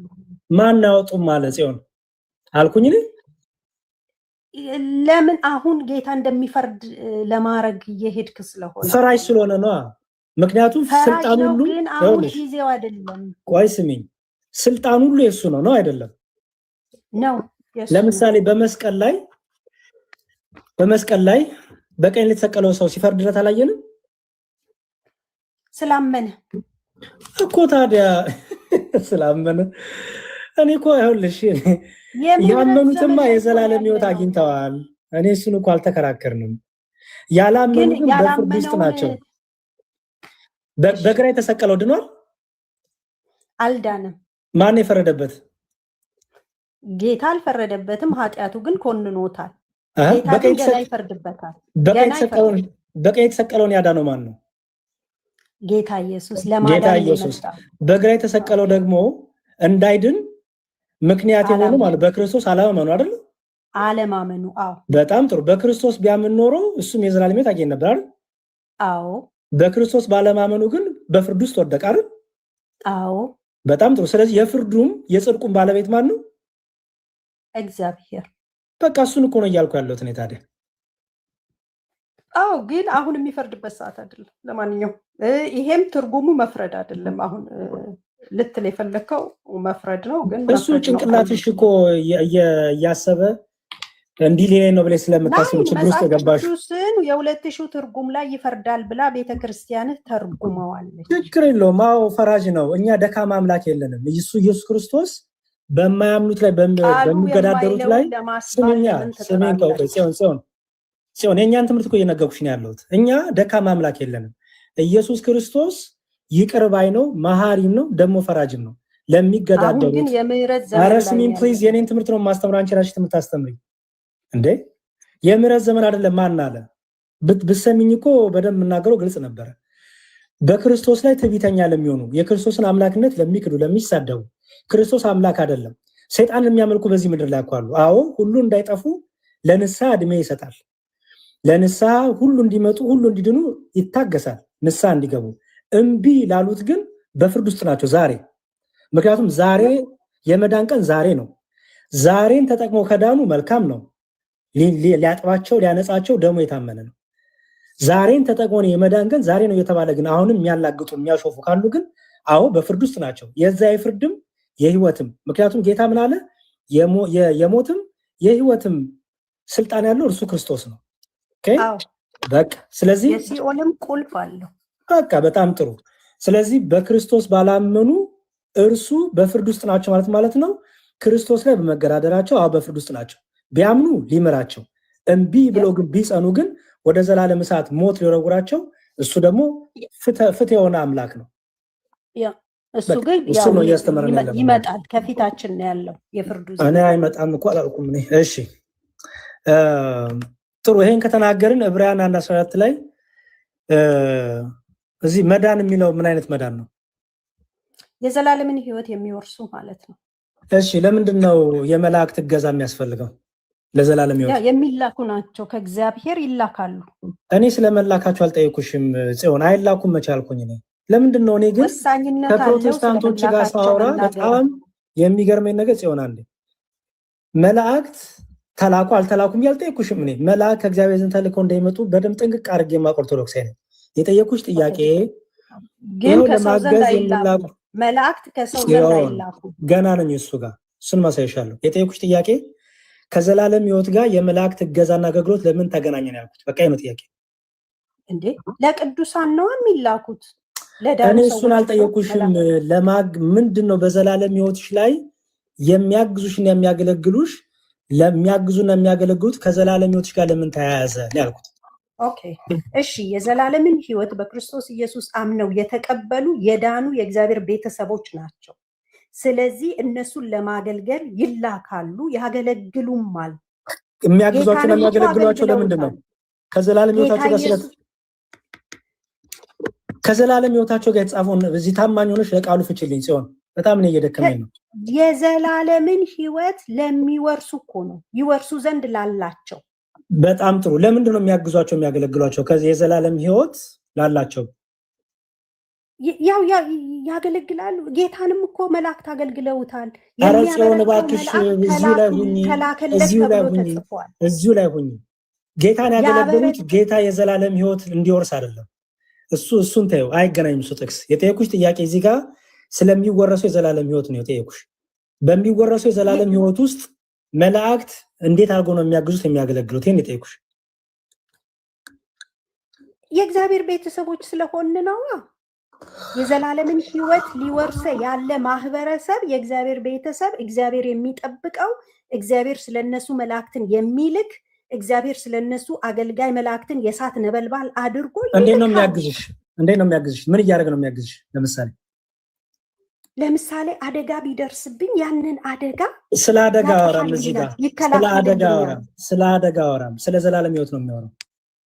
እኔ የዘላለም ህይወት ወራሽ ፐርሰን እኮ ነኝ። እኔ ስለ አደጋ አልጠየኩሽም ጽዮን። አደጋ መድረስ አለመድረስ ከዘላለም ህይወት መውረስ አለመውረስ ጋር አይገናኝም። ሰው መዳንን ሊወርሱ ላላቸው እኮ ነው። ጥሩ ውይይት ነበረን። ለቃሉ ታማኝ ሆነን ብንወያይ ደስታዬ ነበረ። ኤኒዌይስ ኤርሚ አለ አለው ጥሩ ጠይቆ ነበር። ለምን ቅዱሳንና መላእክት አንዴ ጽዮን ከሱ ጋር ነው የማወራው። ፕሊዝ አንዴ ጽዮን አስገብቻለሁ። ላይ አስገባው ነው ተከታች አስገባው እንዴ። እሺ ከሱ ጋር ነው የማወራው ጽዮን። አይ በቃ ከዲያቆን ክርስቶፎረስ አሉ፣ እሳቸው ይቀጥሉ። እስካሁን የተነጋገረው ነገሮች ይዛል አይደል? አዎ በደንብ ይዣለሁ። በጣም ጥሩ። እሺ በሌላ ቀን እንቀጥላለን። ዲያቆን ክርስቶፎረስ አሉ። አሎ ዲያቆን ሰላም ብያለሁ። እንዴት ነው? እንዴት አሉ? እግዚአብሔር ይመስገን። ይቅርታ ረጅም ሰዓት ቁጭ አደረኩት። በፍጹም ምንም ይቅርታ የሚያስጠይቅ አይደለም። ኤርሚያስ ቤት ገብቶ ቀን አይቸው እና ኦርቶዶክሳዊ ወንድም ነህ ምናምን እያለ ሲያወራቸው በዛ ገብቼ ስለነበር ነው እንጂ አመጣጤ እውነት ለመናገር እርሶ በቂ ነበሩ ዲያቆን። እና እዛ ጋር አንዳንድ ብዥታዎች እኔ ጋርም ተፈጥረው ስለነበረ ማለት በሱ ምክንያት እኔም ከገባሁ በኋላ ኤርሚ ቁጭ ብሎ ነበር እዛ የቀረውና ለዛ ነው የገባሁት አንድ ቁጥር ጽፌ እንጂ እውነት ለመናገር በቂ ነበሩ ዲያቆን። ቃልህን ያሰማልን፣ መንግስታትን ያወርስልን። ተጠፋፍተናል። ሰላም ብያለሁ በድጋሚ ሁላችሁንም እዚህም ያላችሁ። ዲያቆን መልካም። እሺ ኤርሚ ማን ነው? ኤርሚያስ እዚህ ያለው ኤርሚያስ ወንድማችን ኦርቶዶክሳዊ ወንድማችን ነውና ግን ያው በትምህርት ላይ ያለ ነው። እዛም እዚህም ትንሽ ኮንፊውዝ የሚያደርጉት ነገሮች አሉ። እገዛ ይፈልጋል። የኤርሚ ትልቁ ችግሩ ምንድነው? እዛም እዚህም እየሄደ ራሱን በራሱ ይረብሻል እና አንድ ቦታ ቁጭ ብሎ እንዲማር ነው የኔ ምክርና ቁጭ ብሎ ተምሮ በደንብ እርግጥ አድርጎ አውቆ አንድ ነገር ከዛ ደግሞ ሌሎቹንም ኤክስፕሎር ማድረጉ አሪፍ ነው ብዬ አምናለሁ እና እገዛ ይፈልጋል። እግዚአብሔር ቢፈቅድ እንደዚህ ቤቱን ሲከፍል እየመጣን ጥያቄዎቹን ሰብስባ ይጠብቀንና እየመጣን እርሶም እየመጡ እኔም እየመጣው ቢሆን ኦርቶዶክሳዊ ምላሾችን እንሰጠዋለን። እንደዛ ብናደርግ መልካም ነው። ያ ትክክል። ምናልባት እዛ ሲነሱ ከነበሩ ሁኔታዎች አንፃር እስኪ አንዳንድ ነገሮችን እኔም ላንሳና አሁን አይ ቲንክ ኤርሚያስንም ጋር ትንሽ እናውራ መሰለኝ ሳላበዛ ማለት ነው። ኤርሚያስ እድል ከሰጠኝ እንደዛ እናድርግ። እዛ የተነሱ የነበሩ ነገሮች አንተም እንዳየው እዛ ገብቼ እኔን ያላስወሩበትና ያስወረዱበት ሁኔታ ነበረና አይ ቲንክ እዛ ጋር አንዳንድ ነገሮችን ባነሳ መልካም ነው። ከምልጃ ጋር ተያይዞ ግን በምልጃ ሂደቱ 3 መሰረታዊ አካላት አሉ። የሚማለድለት አካል አለ፣ ተማላጅ አለ፣ አማላጅ አለ። አይ ቲንክ መሀል ላይ ገባ ወጣ ሲል ስለነበረ ኢንቦክስ ላይ ምስል እየገባ ሜቢ ዲያቆን ስናስተውል ከሆነ እና ይዘህ ከሆነ መልካም ነው። አማላጅነት ለፍጡራን የሚሰጥ ነው። መሰረታዊ ትርጉም መለመንና መጸለይ ስለሆነ ፍጡራን ወደ ፈጣሪ ይለምናሉ እንጂ ከሶስቱ አካላት አንዱ የሆነው ወልድ ሰው በመሆኑ ምክንያት አሁን በዚህ ሰዓት ይለምናል ይጸልያል አንልም። በስጋ ወራት ያደረጋቸው ነገሮች አሉ። እነሱ ስለ መዳናችን የተደረጉ የቤዛነት ስራዎች ናቸው። አለቀ፣ በዛ በቃ አለቀ። ከዛ ውጭ ግን አስታራቂነቱን ድብ እናድርገን ነው የምናምነው። ከራሱ ጋር ከባሪ አባቱ ከአብና ከባሪ ሕይወቱ ከመንፈስ ቅዱስ ጋር አስታርቆናል። ይሄ መጽሐፍ ቅዱሳዊና የአባቶቻችን እውነት ነው እና እሱን አይ ቲንክ ቅድም ዲያቆን ስለሄዱበት ቢያንስ ግን ምልጃ ምንድን ነው የሚለው ትርጉሙ ላይ ስለሆነ ብዙ ጊዜ ከፕሮቴስታንቶች ጋር የምንለያየው እሱንም እንድታጤ ነው እና ሜቢ ሌላ ጊዜ በስፋትም ደግሞ ልንሄድበት እንችላለን። ግን ኤርሚ ይሰማል አይደል? እየሰማሁ ነው። አዎ ያኔ የኛ ኢየሱስና የኦርቶዶክስ ኢየሱስ አንድ ነው የሚል ነገር ተነስቶ እኔ ደግሞ አይ የኛና የእናንተ ብቻ ሳይሆን የእርስ በርሳችሁ ራሱ የተለያየ ነው፣ ሌላ ኢየሱስ እኮ እናንተ ጋር ማለት ትባባላላችሁ እና ከዛ ወደ አንጻር ነው የሚል ነገር ሐሳብ ሳነሳ ነው አይደል ያስወረደኝ። ያኔ ትዝ ካለህ እየሰማሁ ነበር። አብሬ ሌሊት ነበር ከኔ ጋርና ገብቼ እየተማርኩ ነበር። አሁን ያስወጣል ችግር የለውም። ያው በነገር ላይ ኤርሚያስ ሁሉ እንደዛ በዚህ አጋጣሚ በቃ የሆነ ሞክር ምናምን ከመሰለ ያስወጣሃል። ደግሞ ዝም ብለህ የምታዳምጠው ከሆነ ቁጭ በል በቃ። እኔም ነበርኩኝ ርዕሱን እንዲጠብቁ። ቆይ ሲሆን አንዴ ቆይ። ይሄው በተደጋጋሚ የሆነ ነገር ስለሆነ ነው። ምንም በአደባባይ ነው እየተናገርኩ ያለሁት። ምንድነው ግን እኔ አሁን እሱን ተወውና የሚሰበክ ሌላ ኢየሱስ አለ ወይስ የለም ነው ጥያቄው አይደል? እንደዛ አይደለም የጠየቁት። ያው የእናንተና የዛይ ሳይሆን እኔ የጠየቁት የነበረው ጥያቄ ስለ ነገረ ክርስቶስ በኦርቶዶክሳውያንና በእናንተ ትምህርት ያለውን አስተምሮ ምንድነው ብዬ ነው ገብቼ የጠየቁት። ማለት ልዩነት አለ ወይ? አንተማ እንደሱ ጠየቅ። ከዛ ግን አሁን ጥያቄ እሱ ብቻ ነው ነበር። ከዛ ግን እሱ ምን አለ? የኛ ኢየሱስና የኦርቶዶክስ ኢየሱስ አንድ ነው፣ ይሄው አገልጋይ ማስገባና በቃ የተለያየ ነው የሚለይ ካለ ሌላ ኢየሱስ አለ፣ የፕሮቴስታንቶች ሌላ ነው የሚለይ ካለ ይወያየኛል ብሎ ያስገባኝ። ያንን ከዛ በኋላ ራሱ በራሱ የጠየቃችሁ ጥያቄና ሌሎችም ገብተው ማስተማር ከፈለጉ እኔ ማምነው የድንግል ማርያም ልጅን ኢየሱስ ክርስቶስን ነው ማምን እና የኛን የነሱ አንድ አይነት ነው አለ። ዛንተ ገብተህ ከዛ ትንሽ ተባባላችሁ፣ አልተግባባችሁም። ዞሮ ሌላ ኢየሱስ የሚባል ነገር የለም፣ ሌላ ኢየሱስ የለም አይደል? የሱ አቋም የነበረው የሱ አቋም ሌላ ኢየሱስ የለም፣ የድንግል ማርያም ልጅ ኢየሱስ ክርስቶስ ብቻ ነው። ስለሱ ነው እየተናገርኩ ያለው። እኔ ደግሞ ምን አልኩኝ? አይ ይሄ ቅድም ዲያቆን እንዳሉ በፐርሰንት ደረጃ አይደለም እኛ እያወራን ያለነው ነገር ግን ሐሰተኛ የሆነ ሌሎች ትክክለኛ አስተማሪዎች ያልሆኑ የሚሰብኩት ሌላ ኢየሱስ እንዳለ በመጽሐፍ ቅዱስ አለ። ያው የኛና የናንተም አይገናኝም። ምክንያቱም ትክክለኛው ኢየሱስ እኛ ጋር አለ፣ ያው ባያስጨርሰኝም ማለት ነው። እናንተ ጋር ደግሞ ሐሰተኛው ነው ያለ የሚል ፖይንት ነበር ያስኩት። እሱ ደግሞ አይደለም ሲል ነበረ። አሁን እኔ ምን ላሳይ ስለፈለኩ መሰለ ኤርሚያስ፣ እዛው በዛው ራሱ የገሌን ኢየሱስ አንቀበለውም፣ የነገሌ ኢየሱስ ሌላ ነው ሌላ ኢየሱስ አለ የሚሰበክ ብለው ያምናሉ። እኔ ከመጽሐፍ ቅዱስን ማሳየት ይችላል። እዛ ቦታ ላይ እዛ በነበረበት ጊዜ የመሸዋወድ አይነት ነገር ስመለከት ስለነበረ ነው። እሱን በደንብ እንድታዩ ስለፈለኩ ነው። አንድ እንትን ልክፈትልህና እሱን ማሳየት ብችል አሪፍ ነው። በመጽሐፍ ቅዱስም ጥቅስ መጥቀስ እንችላለን። ከራሳቸውም ደግሞ አንዱ የአንዱን የማይቀበልበት ሁኔታ ስላለ እሱን በደንብ ቆም ብለህ እንድታየው ነው። ኢየሱስ ስለተባለ በቃ አንድ ኢየሱስ ነው የምናምነው ማለት አይደለም። ማለት በፐርሰን ደረጃ አንድ ኢየሱስ አለ። ትክክለኛ አምላክ የሆነ እግዚአብሔር አብ ወልድ መንፈስ ቅዱስ አለ። ነገር ግን ሰዎች የሚሰብኩትና የሚያስተምሩት ደግሞ ሌላ አለ ነው። አየው፣ የማያድን ሐሰተኛ የሆነ ሌላ አለ ነው። ይሄንን ራሳቸው ይናገራሉ፣ እርስ በርሳቸው እንደዛ ይባባላሉ። ተማሪዎች የፈጠሩት ነው። በዛ ነው የምትለየው። በትክክለኛውን ትምህርት ከሆነ አልኩ አንድ ኢየሱስ ነው ያለው። በሱ የምትከተል ከሆነ ሐሰተኛ የሆነን ትምህርት ግን የሚሰብኩ ሰዎች ባይ ዲፎልት የሚሰብኩት ማንን ነው? ሐሰተኛ የሆኑ ክርስቶሶችን ነው። አንድ ብቻ እንኳን አይደለም። የሚገርመው ቀደም ቅዱስ ጳውሎስ ሌላ ኢየሱስ አለ፣ እዚህ ጋር ደግሞ ጌታ ራሱ ሐሰተኞች ክርስቶሶች ይላል። በሐሰት የሚሰበኩ ሌሎች ክርስቶሶች፣ ሌሎች ኢየሱሶች እንዳሉ ወይም እንደሚኖሩ ጌታ እየተናገረ ነው። በአጠቃላይ እንዴት መሰለህ ይሄን የምትለየው? ትክክለኛውን ወንጌል፣ ትክክለኛውን ትምህርት ከጥንት ጀምሮ ሲወርድ ሲወራረድ የመጣውን ትምህርት የያዘችው ቤተክርስቲያን እውነተኛው ክርስቶስ የሚሰበክባት ናት። በሐሰተኛ አስተማሪዎች፣ በሐሰተኛ ልዩ ልዩ ትምህርቶች ቅድም እንዳለው ሌላ ወንጌል፣ ልዩ ወንጌል እንዳለው ገላትያ ምዕራፍ 1 ቁጥር 7 እስከ 9 ስትመለከት ደግሞ የተረገመ ይሁን ይላል። እንደዚህ እኛ ከሰበክልላችሁ የሚለይ ወንጌልን ማንም ቢሰብክላችሁ የተረገመ ይሁን ይላል። ያወግዛል ማለት ነው።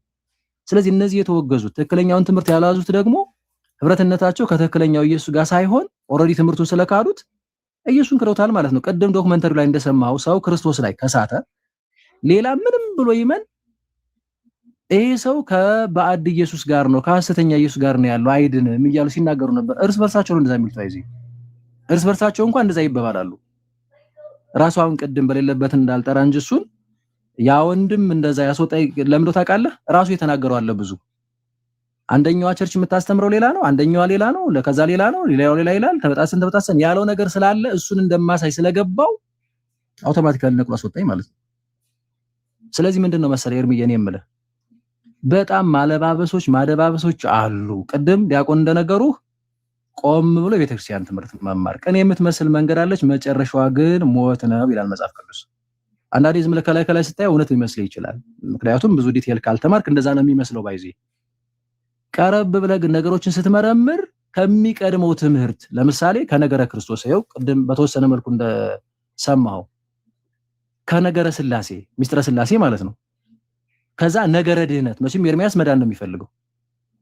በነገር ላይ የቅዱሳን ራሱ አማላጅነት ይህንን ቀድሞ ቢመጣ አይደለም። እኛ ከፕሮቴስታንቶች ጋር የምንለያየው በቅዱሳን አማላጅነት ቃል ኪዳን እንደዚህ በዚህ አይደለም። ቅድሚያ ማርያም ታማልዳለች አታማልድም በዚህ አይደለም። ሚስጥረ ስላሴ ላይ ነገረ ክርስቶስ ላይ ከዛ ነገረ ድህነት ላይ ነው። ለምሳሌ ሰው የሚድነው በምንድን ነው እንዴት ነው ብትለው ኤርሚያስ በእምነት ብቻ ብሎ ጥምቀት አያድንም ስጋው ደሙን አያድንም ይልህና እዛው ደግሞ መካነ ኢየሱስ አራ ጥምቀትማ ያድናል እንዴ አመት ተጠምቆ እንደዚህ ነው እንጂ ስጋው ደግሞ ቅዱስ ቁርባንማ የወይም ጌታራ ስጋው ምንድነው ስጋና ደሙ ነው። እዛው በዛው የሚነካከስ የሚባላ ትምህርት ነው የሚነግሩ ተረተኛ። አንድ አይነት የመዳን መንገድ አለ። አዳኙ ክርስቶስ ነው። ቤዛችን እርሱ ብቻ ነው። እውነት ነው። ተረተኛ አዳኛችን እግዚአብሔር አብ ወልድ መንፈስ ቅዱስ ነው። ቤዛችን ክርስቶስ ብቻ ነው። ማለትም ስጋውን ቆርሶ ደሙን አፍሶ ከዘላለም ሞት ወደ ዘላለም ሕይወት በማምጣት ከጨለማ ወደ ብርሃን በማምጣት እርሱ ብቻና ብቻ ነው። ሌላ ምንም ተጨማሪ የምናደርገው አካል የለንም። ይሄንን እናምንና ግን እሺ ክርስቶስ ቤዛ ከሆነልን ከራሱ ጋር ከባሪ አባቱ ከአብና ከባሪ ሕይወት ከመንፈስ ቅዱስ ጋር ካስታረቀን እኛ የምንድነው እንዴት ነው ብለህ ስትጠይቅ አንደኛው ፓርት ላይ ያለው አካል በቃ እንዳመንክ በዛ ቅጽበት ትድንና ስለዳንክ ደግሞ ትጠመቃለህ ለምስክርነት ምናምን ይሉሃል። ሌላኛው ጋር ስትሄድ ደግሞ አረ እንደሱ አይደለም እንዴ ኤርሚያስ አንተማ ምንድነው ታምንና ስትጠመቅ ነው ግዴታ መጠመቅ አለብህ፣ ሳትጠመቅ የኃጢአት ስርየት አታገኝ ማድንም ይሉሃል። ተመልከት አንድ ነገር ልንገር ይሄን ሲምፕሊ ማለት ነው።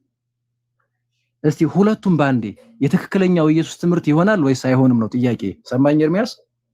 ሰምቻለሁ። ሁለቱም ባንዴ ነው አይሆንም። ለምሳሌ ቆይ ጥያቄው ላቅርብልህ።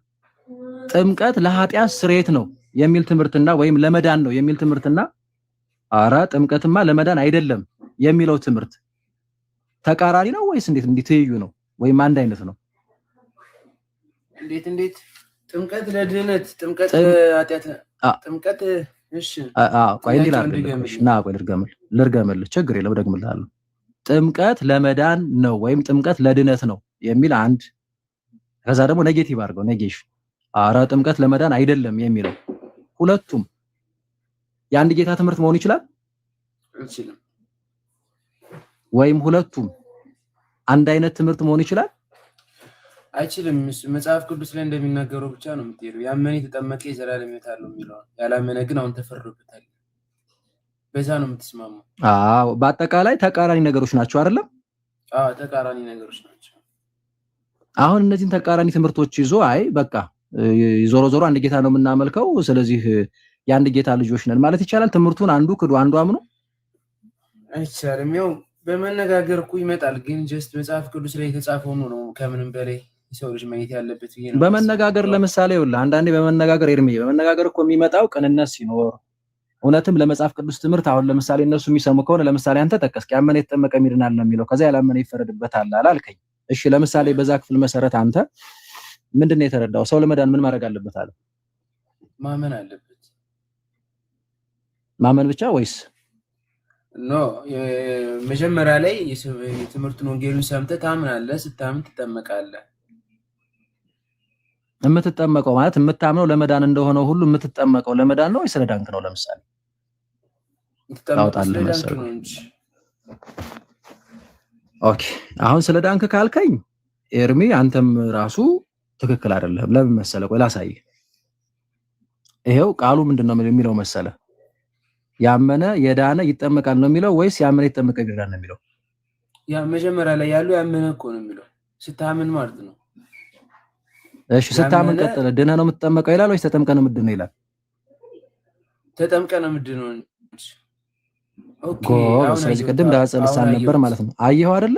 ቅድም ቃሉን ስላላሳየኸው ነው። አሁን ልዩነቱን ስማኝ። እዚህ ጋር ወንጌል እሺ እርምዬ እዚህ ጋር ወንጌል ስበኩ አይደል ተብሎ የተላኩት ወደ ዓለም ይልካቸዋል ወንጌልን ለፍጥረት ሁሉ ስበኩ ተባሉ አይደል? ያለ ሰባኪ ሰው ሊያምን ስለማይችል ሳይሰበክ ትክክለኛውን ወንጌል ሊያምን ስለማይችል ወይ አረ ፕሊስ ጽዮን እባክሽን ተረጋጊ ነው አንቺን ያወራው አይደለም። በቃ በኋላ ጠይቂያለሽ ችግር የለውም። ሶ እዚህ ጋር እኔ ፕሊስ እኔ ጣልቃ የሚገቡ ሰዎች ካሉ በጣም ትክክል አይመጣም። ሶ እንዲህም አላቸው ወደ ዓለም ሁሉ ሂዱ ወንጌልንም ለፍጥረት ሁሉ ስበኩ ከዛ ያ የሰበካችሁት አካል እንዲድን አለዛ ደግሞ ምን ካላረገ ይፈረድበታል የሚለውን እዚህ ጋር ሁለቱንም ያስቀምጣል። ስለዚህ ሰው ይሰበክና ካመነ ምን ይሆናል? ይጠመቃል። ከዛ ምን ይሆናል? ይድናል። ተመልከት እንግዲህ ስለዚህ አሁን መዳን ማመንንም አይቀድምም መጠመቅንም አይቀድምም አይደለም? ታምናለህ፣ ትጠመቃለህ፣ መጀመሪያ ወንጌል ትሰማለህ እንግዲህ ለሚያገናዝብ ሰው ማለት ነው። ከዛ ታምናለህ ዜን ይጠመቃል ከዛ ይድናል ነው የሚለው። አላምንም ካለስ ይድናል ይፈረድበታል። ያ ማለት አይድንም ነው። ሶ ባለማመኑ ምክንያት ተመልከት፣ ባለማመኑ ምክንያት ወደሚድንበት ጥምቀትም አይመጣም። ቀጥታ ስላላመነ ወደ ጥምቀት ስለማይመጣ ያላመነ ይፈረድበታል ብሎ ይዘጋዋል። እንዲድን ግን ያ ሰው ወንጌል ሰምቶ አምኖ መጠመቅ አለበት።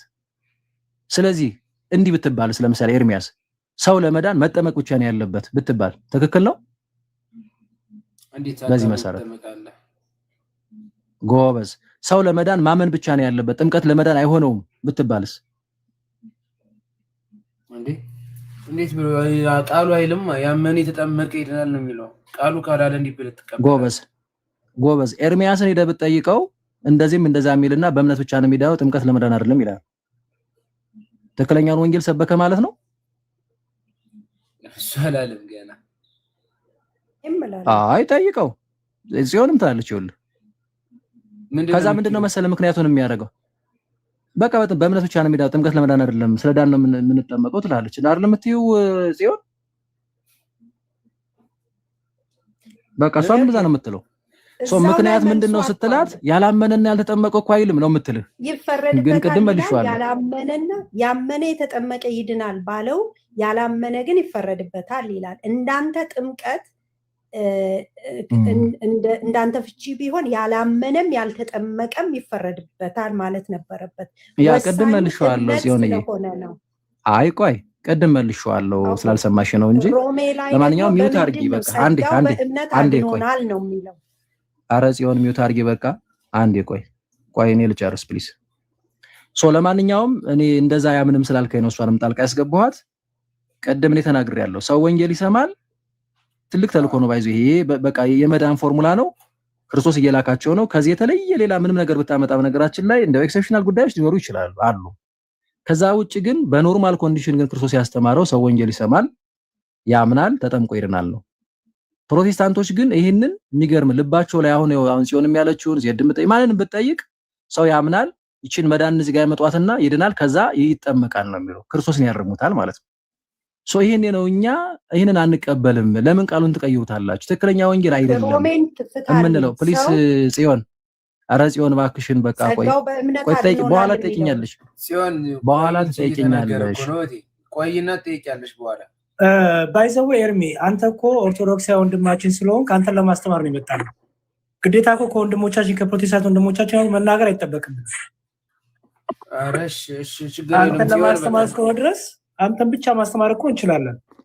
ስለዚህ ግዴታ መዋየት ምናምን ከጽዮንዬ ጋር ከዜዶ ጋር ምናምን አይጠበቅብንም ምክንያቱም አንተ ኦርቶዶክሳዊ ወንድማችን ነህ ጥያቄ አለኝ ብለን የሰበሰብከን አንተን ብቻ ማስተማር መብታችን እኮ ነው ሶ ዝም ብሎ መሀል ላይ ከመረበሽ ወይ ወንድማችንን ብቻ የምናስተምርበት ይሁንና ወይ አንተ ብቻ ተማር አይ ደግሞ ወያያለው የሚባል ከሆነ ደግሞ በደንብ ታይም ተይዞ ደግሞ መዋየት ነው እንጂ መሀል ላይ መረበሹ አይ ዶንት ቲንክ ትክክል አይመስለኝም ኤርሚ አረልክ ነው እሺ እኔም ትንሽ ነገር ብዬ ብቻ ልውረድ ካልሆነ ዜድ ለመውረድማ የለም ዜድዋ አንደኛ ወንድማችንን ኦርቶዶክሳዊ ወንድማችንን ለማስተማር ነው የመጣ ነው እኔ አዶን ለምን እንደገባችሁም አልገባኝም መዝሙርዬ እኔማ ስበውኝ ነው የመጣሁትና ግን ምንድነው እንዴት ናችሁ ሰላም ልበል መጀመሪያ ኤርሚ ወንድማችን ነው መዝሙርዬ ሁላችንም ሰላም ብያለሁ ሰላም ላንተ ይሁን ዜድ በማውራት ግን አልስማማም ልትወርድ ከሆነ ማለት ነው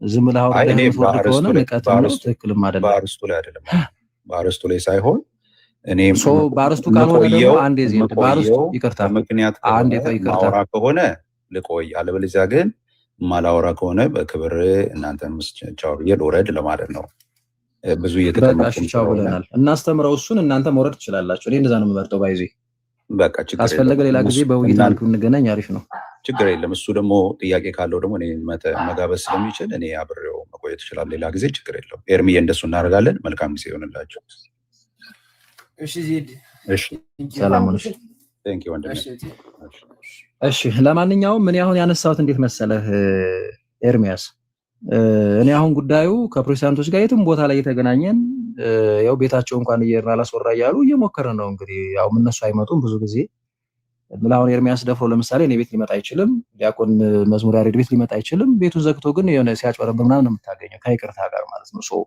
እኛ ደፍረን እንኳን ስንሄድ እንዴት አመናጭቀው እንደሚያስወርዱን የምትመለከትም ይመስለኛል እንደው እንደባላይ ምሮ ነው የምልህ ትልቁ ጉዳይ ግን ያው ምንድነው እዚህ ጋር የመጣ ነው አንዳንዴ እንደዚህ የሆነ ነገር ቀባብተው ምናምን እውነት የሚመስል ነገር ይነግሩሃል ከዛ ቃሉን ያስጥሉህና ወደ ሌላ ኢየሱስ ይዘው ይሄዳሉ ቀደም ደግሞ ሌላ ኢየሱስ የሚለው እንደው በፐርሰንት ደረጃ እዚህ ጋር እንደዛ ሳይሆን ሰዎች አየው በትምህርታቸው የፈጠሩት እዛ ራሳቸው ከተነጋገሩ እንደውም ዶክመንታሪውን በደንብ ብታየው ደስ ይለኛል እኔ ባድ ኢየሱስ ለሰርች አድርገህ ሁለቱንም ክፍሌው ከዛ ታዘበኝ ችግር የለው ታዘበን ስለዚህ ራሳቸው እንኳን ይካሰሳሉ